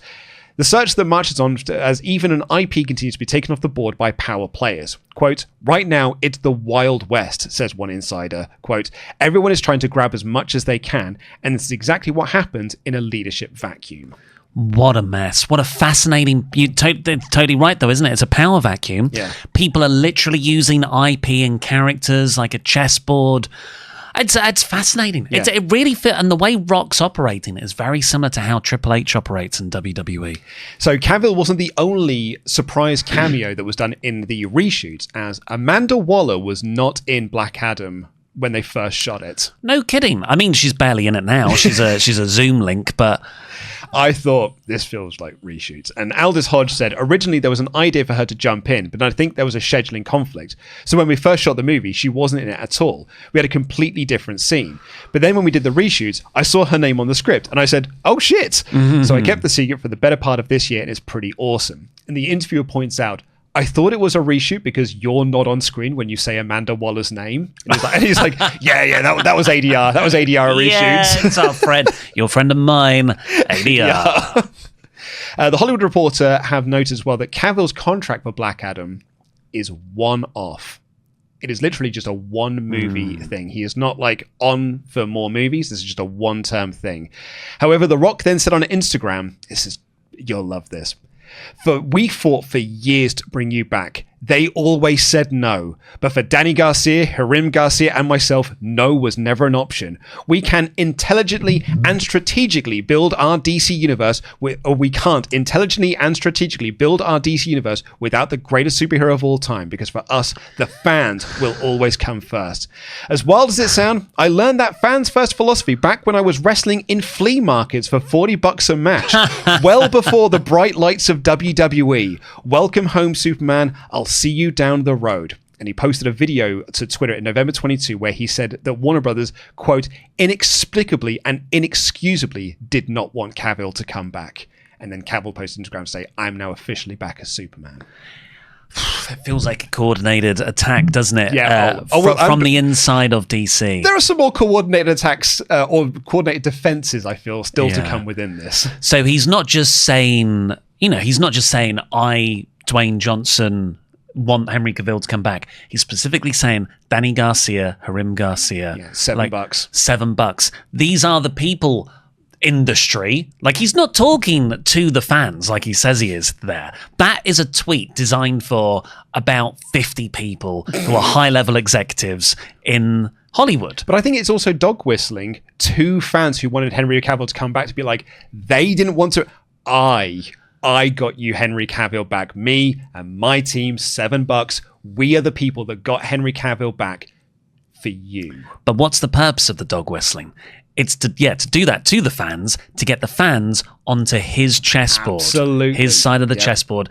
Again, appealing to those 50 power brokers in Hollywood. You do not do fan-orientated tweets that say strategically. What makes me really excited about the future of the DC universe? Yeah. The word strategically. It was when he put out that tweet about his Christmas movie where he said, it's got multiple verticals. And I'm like, well, nothing makes me feel more Christmassy than a movie that's got multiple verticals. He's not talking to us. Yeah.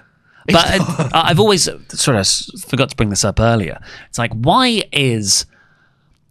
did Black Adam versus Shazam never happen? Oh, we'll come on to that. Captain later. Marvel. Oh, okay. There's a reason for it. I'll save my thoughts for that then. So Black Adam, bear in mind, so Rock is doing all of this ahead of the movie's release because he's trying to drum up all this interest of Superman and getting all this up. And as you should do to promote a movie, by the way. And the movie did not get great reviews. Mm-hmm. What it did get was a very good opening weekend. Oh. It was projected to open between 58 and 68 million, and it did just that, opening to 67 million domestic and 142.9 million worldwide, which is the best opening for The Rock as a leading man. No, really? As a leading man, leading solo man, not like as part of like a fast movie. Yeah. Solo, it's his biggest opening. Oh wow, I would have thought something stupid like Rampage or Skyscraper. It trailed the Batman, Joker, and Aquaman in terms of its opening weekend, but it did do better than Shazam and Birds of Prey. You've got to be happy. Like, Black Adam is not a known bit of IP. I think that is drawn by The Rock being in the lead role and all of this talk about when you see the post, you'll know. The fans will know and they'll be excited about this. Now, I'm going to read you two things here from Deadline. And I want you to remember Deadline because they are going to come up in a little bit as well. And I think there is some shenanigans going on perhaps. While critics have been down on Black Adam, working in its favour, somewhat surprisingly for an edgy flick, is the family audience. For example, Australia saw a 90% jump from Friday to Saturday. Korea was up 98%. France was plus 67%. Audiences have given the movie a 90% score on Rotten Tomatoes, which is the best for a DC movie in a decade. The picture collected 23.7 million on Saturday. Back out those Thursday previews of 7.6 million and Friday's 26.7 million. And Saturday really is up 24% from Friday. What happened? Late night shows were powerful, family audiences came out, and there was a lot of walk-up business in the West and South with a great turnout from Latin and Hispanic audiences at 26% and Black at 20%. I didn't mention that because Deadline will come up in a little bit. because the week after the movie's released, Hollywood Reporter, the hierarchy of power in DC Universe really is changing. In a stunning turn of events, filmmaker James Gunn and producer Peter Safran have been tapped to lead DC's film, TV, and animation efforts as co-chairs and co-CEOs of DC Studios, a newly formed division at Warner Brothers that will replace DC Films. The week after Black Adam's release and all of his political movers, and the movie does really well, and they still go with someone else. I think he must have burnt a few bridges. I think he ruffled too many feathers, and ultimately, I know you can get in bubbles. I think most people in Hollywood share similar opinions about the films to us. Yeah. They can look at Black Adam and they see it for what it is. It's a throwaway action film. But they look at the Suicide Squad and that's exciting. But the Peacemaker, it builds something. It's more in line with what HBO are doing rather than just generic action films. And so then in its second week, it's your friend of mine, The Big Drop. It had a 59% drop from its 67 million opening. Man of Steel, Suicide Squad, and terrible. Batman v Superman all had bigger drops, but they also had greater heights to fall from. It then dropped 33% in week 3 and 56% in week 4 when it went up against Black Panther, Wakanda Forever. Variety write, Black Adam was hardly given a hero's welcome in its box office run, generating just 387 million globally after 7 weeks on the big screen. That may seem like a lot of coinage, especially in COVID times when movies of all shapes and sizes are struggling to reach pre-pandemic grosses at the box office. But Black Adam, a comic book movie adventure starring Dwayne Johnson as a villain who was once promised to change the hierarchy of power in the Warner Brothers DC universe, didn't come cheap, costing $195 million to produce, and a big budget movie led by Johnson, one of the biggest movie stars in the world, who plays against type here as a murderous anti-hero, requires a worldwide marketing spend of $100 million, according to knowledgeable individuals. Insiders at Warner Brothers pushed back, saying the COVID-related box office limitations led the studio to scale back the global advertising to $80 million.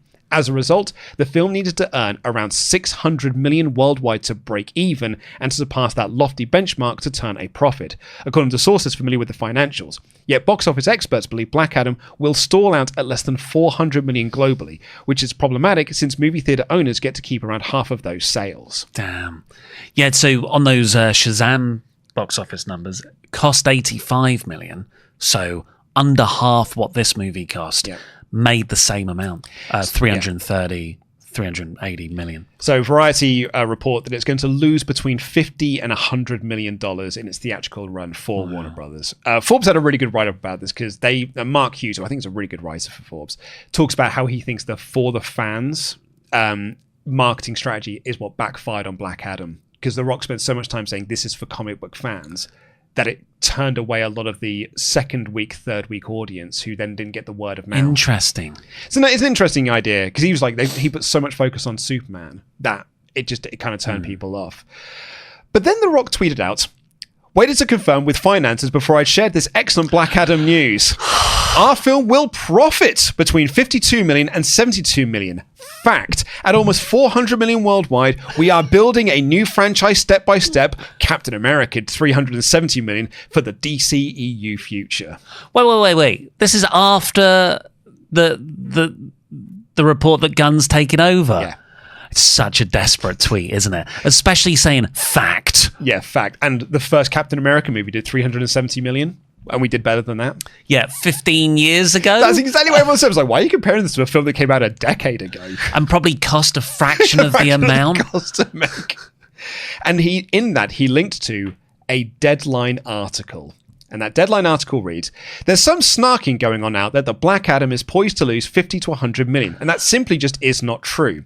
Deadline film finance sources, meaning people who do this for a living and those close to the film, say this movie is bound to break even and be in the black. Quote, I've read the claims that Black Adam will lose money. That is false, exclaimed producer and financer Joe Singer, who deals greatly in motion picture slate financing. Quote, the picture may be considered disappointing since it had Dwayne Johnson in a DC film. However, the picture will pass break even and throw off for a bit for profit. Working in Black Adam's favour is the thriftier marketing budget of Universal's $140 million push for Hobbs and Shaw. How is that? There's been some interesting cost crunching going on at Warner Bros. Discovery, which is mired in debt and going through rounds of layoffs. Black Adam put the bulk of its spending in digital marketing over linear TV, led off by Johnson's massive social media bullhorn, which has a reach of nearly 500 million followers across TikTok, Instagram, Twitter, and Facebook. So that was this article, and that's the one that The Rock linked it to be like, look, we are turning a profit.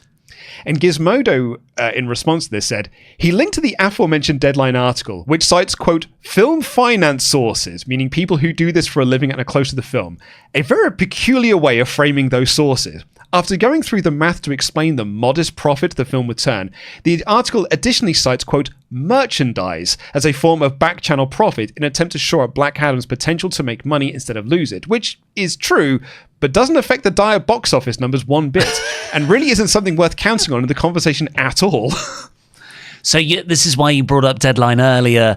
You think maybe just like Paul Heyman feeding stories to the Wrestling Observer in the 90s. I think that there has been a little bit. Gizmodo called it a puff piece, and it does feel like a puff piece. There's even on the article a breakdown of the financials of like here's production, here's post production, and I'm like, you don't do this for any other movie. Yeah. And the Rock's tweet as well. Yeah, exactly. What is it? I'm going to wait to check this. I was going to wait, but I think it's so exciting to share to you, the fans, that no fact this might make... Because I care about that. I care about that so much. Objectively. I do actually care about the financials. You and I do, yeah. And then there was this conversation of like, why are you comparing this to Captain America? And the argument given is, well, that was the first movie in a trilogy of movies that would go on to make $1 billion. So our movie did better than that first one. And so I think that we are, but then I was like, but actually if you adjust for inflation, you didn't make as much as Captain America did. What's the Captain America budget? I've got it right here. Out? Oh yeah. So at the time, the first Avenger grossed around $370 million globally on a budget of approximately $140 million. Okay. However, adjusted for inflation, it made around $490 million in today's valuation. Plus, Captain America: The First Avenger wasn't even the highest-grossing Marvel film in 2011. Thor beat it out with a whopping $450 million, which is nearly $600 million today.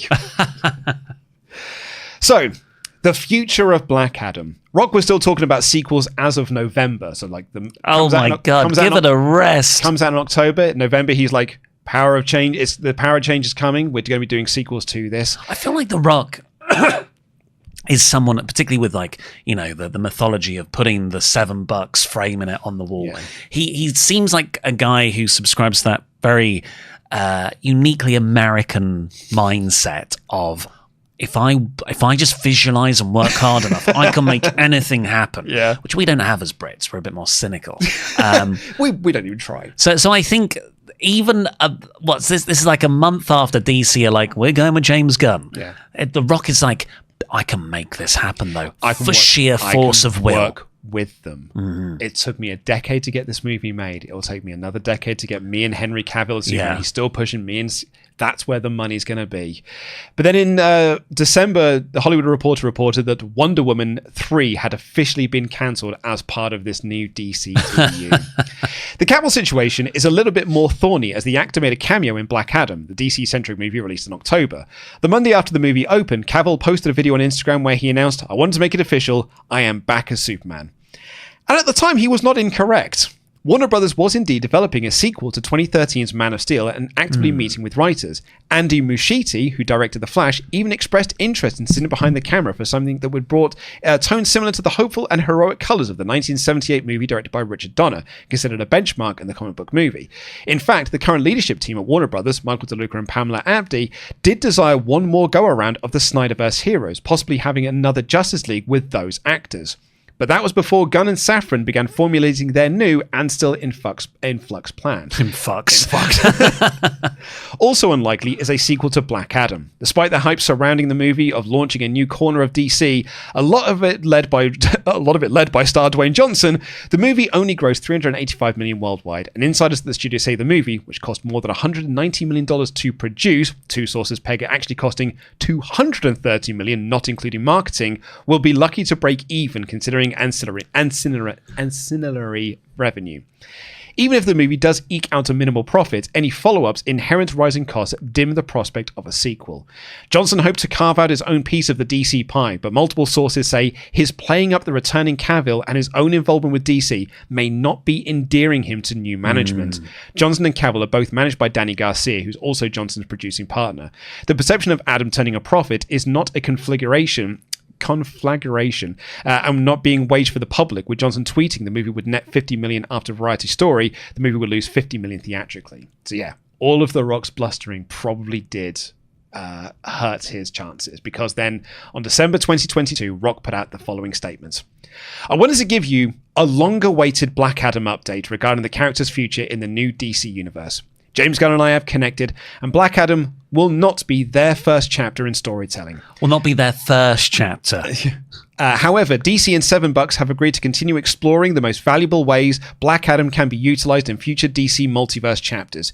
You know me, I have very thick skin. You can always count on me to be direct with my words. These decisions made by James' DC leadership represent their vision of the DCEU through their creative lens. After 15 years of relentless hard work to finally make Black Adam, I'm very proud of the film we delivered for fans worldwide. I will always look back on the fan reaction to Black Adam with tremendous gratitude, humility, and love. We did great. What a hell of a month. Now we all need some Terra Mana. And that's his tequila brand. Yes. And Grace Randolph, who's like an insider and stuff, she retweeted that being like, that was a really graceful way to announce that you're not doing any more movies. And he replied to that, gave it a shot, win some, lose some. Well, okay, it's a breakup thing. He is, but he's framing it of like, they have got their vision, this is what they want to do, and I'm fine with that. Well, that is literally what it is, though. He's not lying there. Whereas previously he was doing a lot of bluster. But I think it's dog whistling again.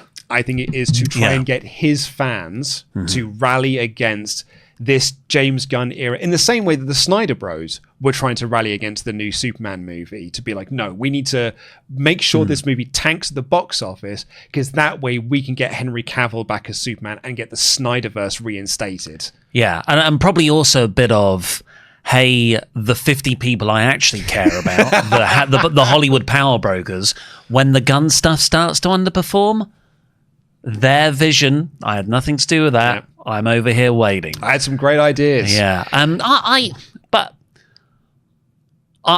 do think that last one is actually it's nice. Does show a bit of humility. There is some humility, and it's like, all right, I'm gonna spin this as best I can, but I've lost this one, guys. And he literally says, I lost this one. Yeah. You win some, you lose. And I think it is then no coincidence that he then goes back. Like, he said that on the 22nd of December. Yeah. And it's the 6th of January episode of Raw, where he returns in the Jinder Mahal segment. Yep. And a couple of weeks later, he's on the board, the Netflix deal's announced, and he starts building a WrestleMania match. That's right. That's very true. So you asked about Shazam. In March 2023, Shazam Fury of the Gods tanks at the box office.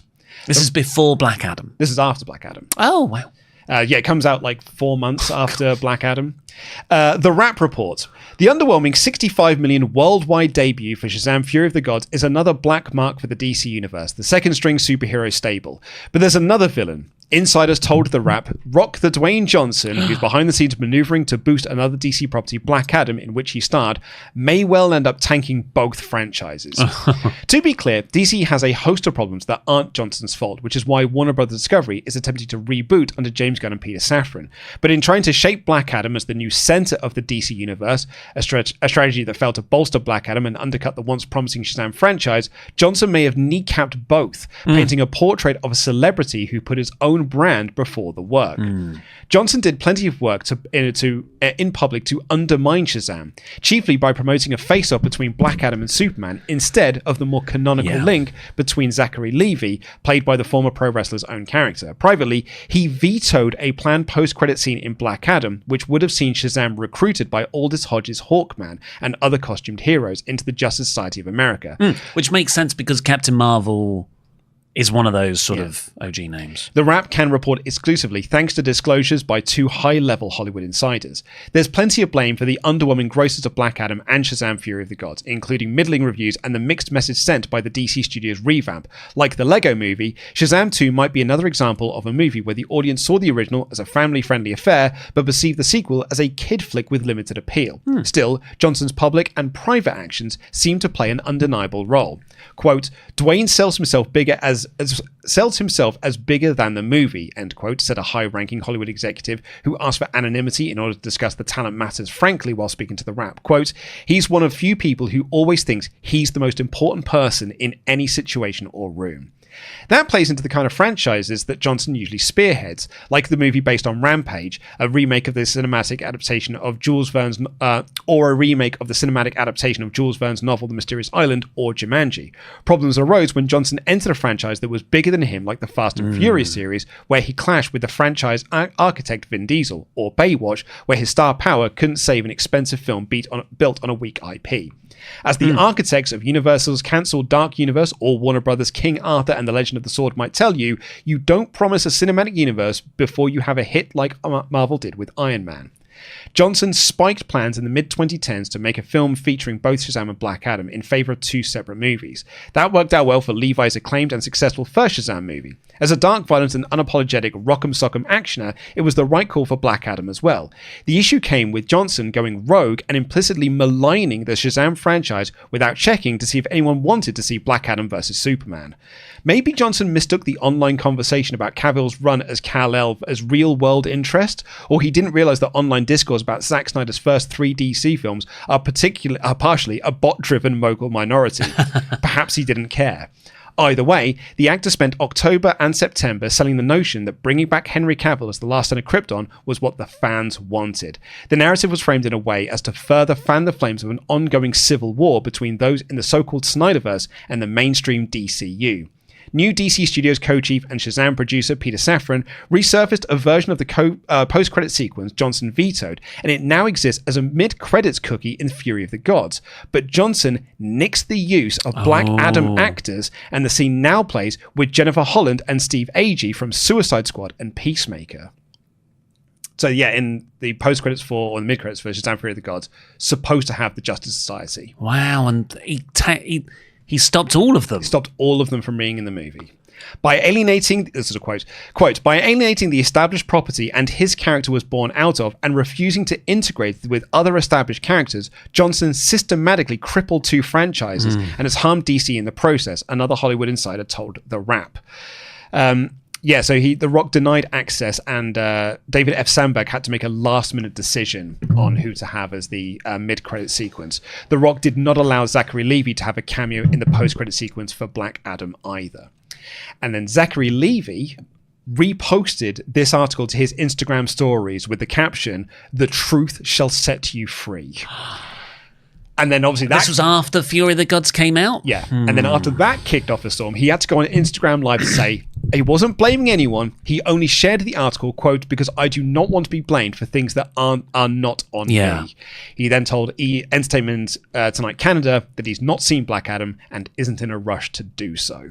Slam. So I was a year out on the timeline. Black Adam is end of 2022. Rock comes back start of 2024. Oh, yes, 2024. Yeah, you're right. Yeah. So he has Black Adam. Fast X is the next year, which doesn't do much. It was in response to Red 1, which is, two Q4 flops, really. Yeah. But yeah, that's God. So he was so protected. I've always seen it as Shazam, Black Adam. That makes the most sense, as that article said. Canonically, that he's Shazam. He's Captain Marvel's nemesis. Yeah. I always thought The Rock saw Shazam. Why, I won't work with him. He's a mid-carder.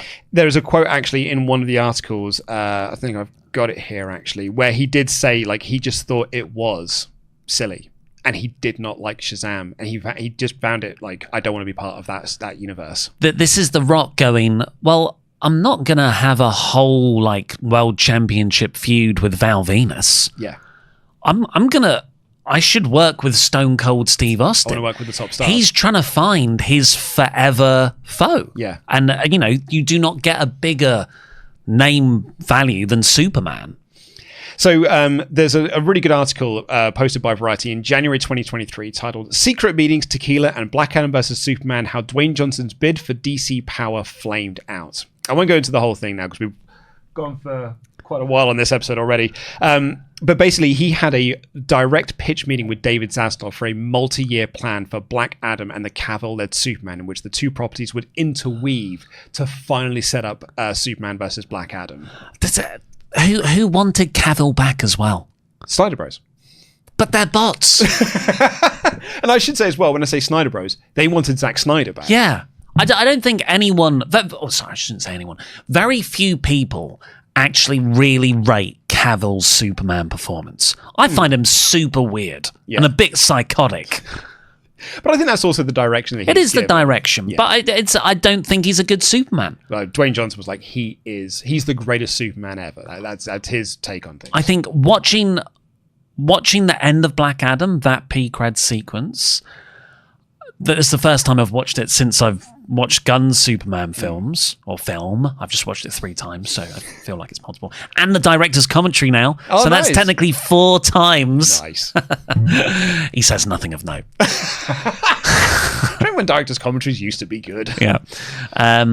But watching Cavill just walk out the shadows and go, I think it's time me and you have a talk. I was just like, God damn, David Corrin Sweat is so much better in this role. This is from the Brandon Ruth was much better in this role. Although the move took place amid a power vacuum created as former DC head Walter Hamada and Warner Brothers film chief Toby Emmerich prepared for an exit, it ruffled feathers internally. Sources add, quote, Dwayne went around everyone, which didn't sit well. His demands increased and the returns just weren't there, notes another insider. Still, box office analyst Paul said Johnson found himself, quote, in a catch-22 with Black Adam. Quote, you can't have a more modest budget when this level of talent is involved, he notes of Johnson's track record. Quote, budgets are consumerative with the talent involved. Something with a lower budget like Shazam is dubbed a hit because hits are based more on profitability. This is why horror is such a dominant genre in Hollywood right now, because it costs relatively little to make and audiences come out to see them, but not to like 300 million 400 million lengths usually. There's a really funny story I would like to tell. He wanted to have the premiere of DC League of Super Pets at his tequila bar, and Warner Brothers like, it's a kids film. Yeah, but the 4 quadrants. Some of those kids are going to have parents, and those parents are going to want tequila. Yeah, he also and maybe the kids want tequila. He wants to do the premiere of Black Adam at Tequila Bar as well. They're like, it's a PG-13 movie. Last quote. I reckon most of his ideas were also linked to My Tequila Bar. Yeah. Last quote I wanted to give you here, because this was given on the 17th of November, 2025. So literally 4 days ago as we're recording this. Yeah. And it's from Pierce Brosnan, who did the best thing in this movie. Who did an interview with GQ where he said that he was told that Dr. Fate was not only going to return after being killed off in Black Adam, he was going to get his own TV show and be a featured character in Man of Steel 2. Huh. Rock was very open as well. He was doing interviews being like, oh yeah, I want Dr. Fate to come back. I think you could position Dr. Fate as some kind of overarching mystical force, although he does die in Black Adam. I thought he was going to be within the helmets. Yeah, like he could, blah, blah, blah, magic. His soul's there, yeah. Yeah, and the TV series could go back to the 50s or whatever. The idea is he's been around for a long, long time, and the helmet has extended his lifespan. So you could do a cool 60s set, Dr. Fate, psychedelic, magic, private investigator thing. Like, like the old British Avengers TV series. I would have loved that. But that is the history of Black Adam. And when I say it's the history of Black Adam, really is more the history of The Rock trying to take over DC and failing because he tried too hard to take over DC. That's kind of my takeaway of it. When you read the reports, I think he tried too hard to make himself the focus, to make Black Adam the focus, and really just keep driving home this idea that fans want to see Black Adam versus Superman. And there was a really interesting part of the rap there. It was like, I don't think he's ever asked anyone if they actually do want to see that movie. He just keeps telling us it's what the fans want to see. Yeah, it's kind of like when wrestling shows, well, WWE shows, inflate the attendance numbers. It's all a bit of, you're just working. I think that's you're just hustling. You're just trying to make it happen. Article. Yeah. I think that Deadline article is so very much done by The Rock and $7 as a coordinated defense to say, no, this movie did not fail. This movie actually made a bunch of money. It's these people over here that are trying to crush our vision, which is going to be bad for the fans because the fans won't get to see the film that they want to see. Yeah, because I mix in these fan circles. I don't really participate, but I lurk. And I just... you like you said, you see these Zack Snyder bros, and we just need Zack Snyder's vision, David Ayer's vision, but few people ever call for Will Smith to return as Deadshot, there are a portion of people who like Henry Cavill's Superman and Man of Steel, but I don't think those people were around post-pandemic going, we need Henry Cavill back as Superman, because I think that character performance ends in Justice League. And also, I think if there had been the demand that The Rock keeps talking about there is, I think the Black Adam movie would have done better at the box office because all of these so-called fans out there that want to see Cavill return that were there to see Man of Steel, because Man of Steel did way better at the box office. Batman v Superman did better at the box office. None of those people then went to go and see Black Adam. It's a portion of those people went to go see it, the ones that are sort of left over. I really think that The Rock built up this universe in his head. The amount of times I've said universe on this podcast as well in all of those quotes, built up a universe that actually didn't really exist, but he had it. That was on his chessboard. And because he had access to it, he built up this mythos around how big this was to appeal bigger and to appear bigger than what James Gunn had on his chessboard, which was the Suicide Squad and a lineage from Marvel Studios of doing the Guardians of the Galaxy trilogy and having this comic book sensibility and be like, here's what we could do instead. I was trying to find just a list of The Rock's box office gross as well, because The Rock is a big star in Hollywood, the most money-making star. But was that because he was, did he wasn't a Tom Cruise? Yes, he was making modest budget action movies that turned a profit, and he was making a lot of them. And then he also had a few things like the Fast franchise, which shared star power and also had a long lineage that existed before him. Yeah, he jumped onto that franchise and then sort of like tried to take some ownership of that franchise, I suppose. Because obviously they split off because Hobbs and Shaw is a direct result of the fallout between him and Vin Diesel. But he's a huge part of the rejuvenation of that franchise. So I do think like he has some ownership. Yeah. And Jumanji as well was a hit. Jumanji, But I do think he's sort of worked himself into a shoot, brother, where he's believed his own power, and when it comes into contact with something which really is on another level to him, which is the DC universe, IP dating back to the late 30s, some of the most widely recognized characters in the world, and he thinks he can just go Black Adam, boom, and we can base a whole franchise around it to the extent of the MCU. I think he's also got a lot of very clever bluster about him in making something feel bigger than it actually is. It's pro wrestling. It is pro wrestling. I'll take as an example, Jungle Cruise. So The Rock signs on to do Jungle Cruise, which is a Disney movie based on a theme park ride. Not the most popular Disney theme park ride, but it is a Disney theme park ride. So he signed on to do that movie. What does he also then do? He arranges a Disney Cruise, a Disney Plus series called Behind the Attraction, which is a series then to tell you about how these theme park shows are made, these theme park rides are made, and the premiere episode, because it's the one everyone wants to see, is how you made Jungle Cruise. How Jungle Cruise is the biggest, and like it's the one that everyone wants to know how it's not Star Tours, it's not the Twilight Zone Tower of Terror, it's Jungle Cruise. And so because he's getting around, be like, everyone talks to me about Jungle Cruise. So I speak to the fans, and I was like, what's your favorite ride at Disney? And they always tell me it's Jungle Cruise.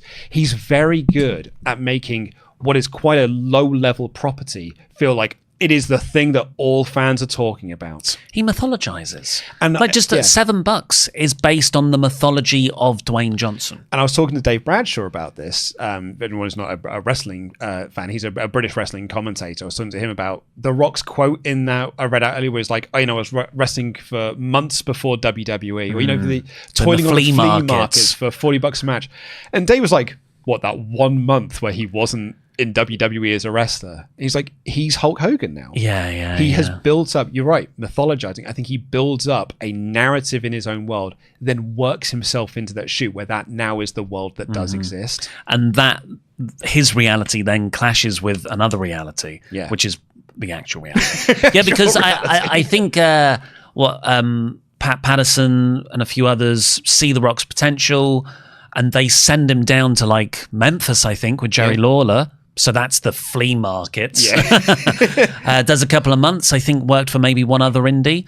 But that's just really to train him to then debut at Survivor Series that same year. He was never he was never toiling on the independent circuit before getting the bright lights of WWE. He was a WWE guy built in a factory. Here's a hypothetical that's always fascinated me, because there was someone else in the running to play Shazam. There. It was John Cena. And that's a different movie. That's a different world. Zachary Levi Jeans was excellent. And now I cannot see anyone else other than that. But before he was cast, this was when we were starting to like Cena as a comedic actor as well. He'd done Trainwreck, he'd done Sisters, and I was like, this could be the next step for John Cena. Perfectly suited for him. It's a kid come to life. It's superheroes. He'd be so good at that. He would be really good. And, he looks a bit older now, but I think that was the time. But they went for Zachary Levi.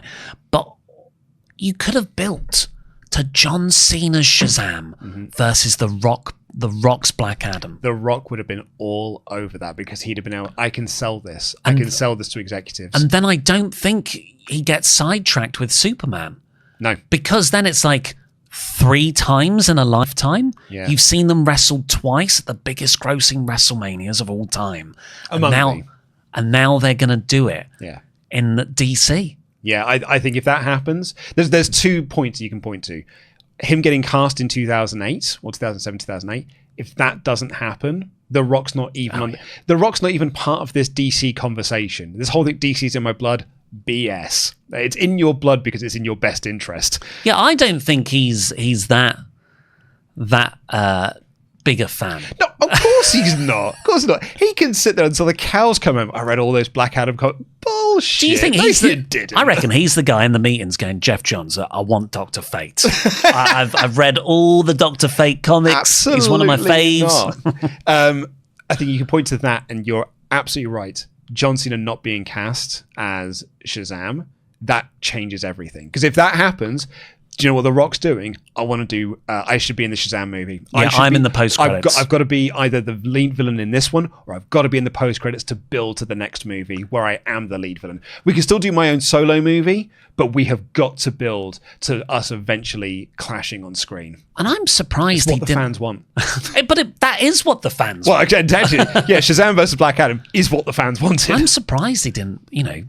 Maybe he didn't have the political sway in 2018 or 2017 when that movie was being cast. But I'm surprised he didn't push for that, or some more people didn't go, well, this is obvious.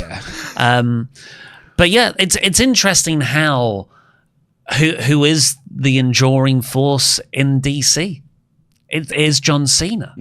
He is the only crossover person. Well, actually, there's a few others, but he is the main crossover person from the Snyder era that we've been covering to the next era, which is James Gunn via Peacemaker. Which is also interesting then, because if you cast John Cena as Captain Marvel, he doesn't get cast as Peacemaker in the... I mean, maybe he would. I don't think he would have got cast as Peacemaker in the Suicide Squad. No. Which means you don't get... Because Peacemaker gets that series because John Cena's so good in that role, I think. I think Gunn said that. Oh, I think James Gunn also liked the character enough, but I think he liked John Cena as the role more than anything. The character can be great on paper, but then when you add the actor and the performance, and I think that's when Gunn goes, he's the breakout star. Yeah. And that means you probably don't get the Peacemaker TV series, and he's not that crossover star into this new era of the DC. Fascinating little linchpin of that. But I think Black Adam, to kind of give some overall thoughts as we wrap up this episode, head on over to patreon.com/cutscene, because we're doing a scene-by-scene breakdown of this movie. I've got a lot to say.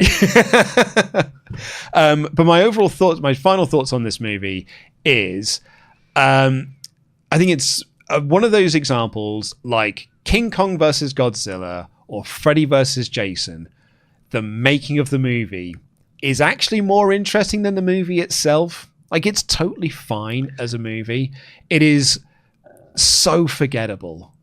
And I likely will, after we finish this podcast, I will never on a Friday night be, man, do you know what I'm in the mood to watch? Should we put on Black Adam and have a couple? I'm going to get the boys round. We'll have a couple of the boys. We'll have a couple of beers and watch Black Adam together. Boys Adam. I think we've got to do it. I think we've got to have Lads Adam. Lads Adam. Can't say it the other way around. But I just don't think those people. Maybe those people do exist, but I think they are a small number of people. I don't think r/Black Adam is a thriving subset on Reddit. Let me have a look. Reddit, Black Adam. But I think it is fine. I think that The Rock's actually quite good in his sort of like his Terminator role that he plays. In his version of Black Adam. Yes. Yeah. I think look, where he is just doing an impression of the Terminator, I think he does a fine impression of the Terminator. That's exactly it, yeah. But what I'm more interested in seeing is more from Hawkman and Dr. Fate than I am Black Adam, and I can do with less of the kids and the mum and the uncle. Hey, Uncle's good. He's one of the best, but he is a solid comedic relief character. He has got one of the best lines of the movie when he was like, I'm going to get killed by electricity. I'm fine right now. That's such a good payoff to the joke that happens earlier. We're going to be killed by electricity. There's okay, I'm on the Black Adam Reddit. It's very inactive. No. What? But it's not there's not much. It's mostly around the character of Black Adam. Again, not that much demand for him. But The Rock told me. It's what the fans. But let me tell you some of the top voted threads as I'm looking at it now. Who would win a fight between Dr. Fate and Doctor Strange? Yep. Who has better wings, Falcon or Hawkman?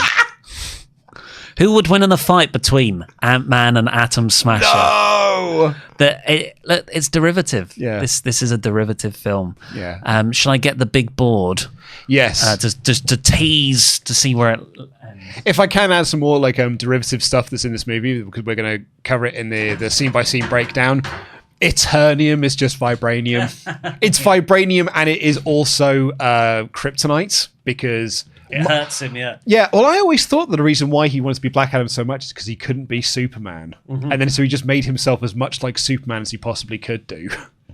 Yeah, so what we've got here, just as a recap, Batman v Superman is the worst film of all time. Then we've got Suicide Squad 2016, Man of Steel, then The Flash, Spider-Man 3, Morbius, Justice League, Daredevil, Superman 4, Kraven the Hunter, Justice League, Snyder Cut, Madam Web. Yeah. I think it's right down near the bottom. I think so too. I mean, it's not as good as Justice League Snyder Cut. I probably place but that's it... not a real movie. I think I would place this between Superman 4 and Kraven the Hunter. Yeah, is it that's my thoughts. Is it as good as Kraven the Hunter? Is really what it is. Yeah, and I quite liked Kraven the Hunter in a weird way. Yeah, Russell Crowe's accent. Yeah. It's fine. There's really I like the decent rhino scenes at the in it. end of it, and the comedian reveal's pretty good. But there's decent. There is a good half hour in this film with the Justice Society. I was actually really into this movie until its final act. When they lock Black Adam away, I was like, this is pretty good. I can't see how it's going to go on for another half an hour, but I'm pretty into this movie. But then, when Black Adam gets released and he has to fight up against that, I was like, I'm actually quite bored now. The 20 minutes when there's no Black Adam, it's like, man, this Hawkman, Dr. Fate stuff's really good. This Justice Society of America movie is pretty good, actually. So yeah, I'm placing it. I'd vote to go between Superman 4 and Kraven the Hunter, I feel, at this point, before we do the scene-by-scene breakdown. But I can't imagine that's going to change too much. We'll have to see where we feel. But have we revealed what next month's episode will be? No, we have not. Yeah, we sort of did it at the start, but we'll do it as an official announcement now, because you said that this is the end of our DC run. Because every other movie is movies that either no one saw or no one cares about. It's lost. We can't watch them. They're lost media. I'm not doing Fury of the Gods. I'm not doing The Lost Kingdom or whatever it's called. Lost media. No one cares about those movies. They're not interesting. We're not doing them. We've actually covered the most interesting things about Shazam, Fury of the Gods and Aquaman 2 in other episodes of this podcast series. So one of the things that people have asked us to do is, when are you going to do a Marvel movie? And next month, we are going to be starting our little Marvel journey, but with a little appetizer. And a moose-boosh. Because next month, we're going to be looking at Josh Trank's 2015 Fantastic Four, a movie that 3 days before it released, Josh Trank tweeted, "It's a bad movie, and you shouldn't go and see it." It is a formative film in, I think, our relationship. Yeah, kind of. I think it's the first film the first film disaster we professionally sort of were working through in real time together. And you actually, I would say, were part of the media story around it. I'm not on the Wikipedia page though. I did check. My actual breaking bit of news about that movie, which did create a bit of a viral sensation for a day or so, is not within the Wikipedia. It will be in our episode about it. We will get a campaign going for you to add Luke into that Wikipedia page. So yeah, we're going to be doing Fantastic Four for our December episode. That'll be out. Fanforstic. That's the stylization. That'll be out in mid-December. And then in January 2026, we're going to be going through the MCU Worst Movie Ever sub-series. We're going to be looking at what are considered to be the worst movies within the MCU and kind of compare them to what we got here from the DCEU. It's going to be a different series because there's not going to be as many interesting behind-the-scenes stuff. Like, Marvel and Disney weren't falling apart when these movies were getting made. But I'm looking forward to watching the movies because I think that some of these aren't actually going to be that bad. They're just not as good as Captain America the Winter Soldier. So ergo, they're seen as bad. Well, Eternals. Well, yeah, Eternals. Then we'll get to Eternals. What, do we get Black Widow? No, we're not doing Black Widow. We are doing Thor Love and Thunder, though, which I do think is a bad movie. Oh, I got really smashed in that film.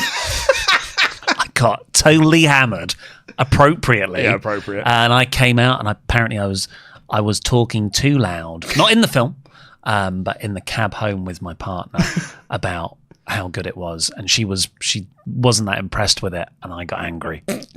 We are going to be doing Quantum Mania, a movie where I'm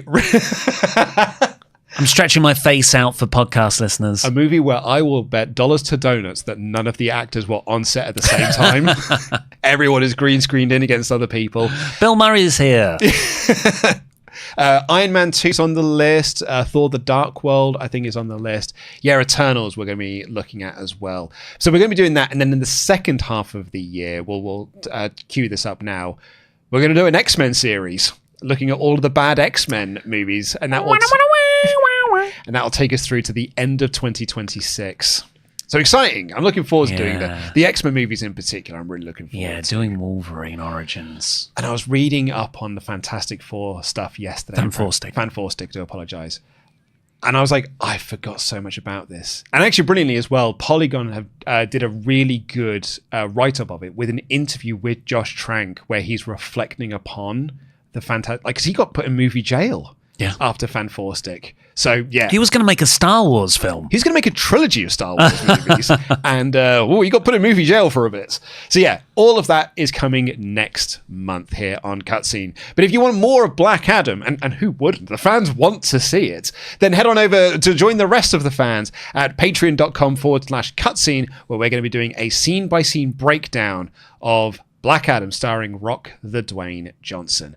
Until then, we'll see you next month for Fan 4 Stick. Take care, everyone. I film myself when I get assaulted for NFT crypto art. What? I film myself when I get assaulted for NFT crypto art. Sorry. I'm sure this is going to go to some dark, uncomfortable places. But that is... There are some I have to just add in here. Some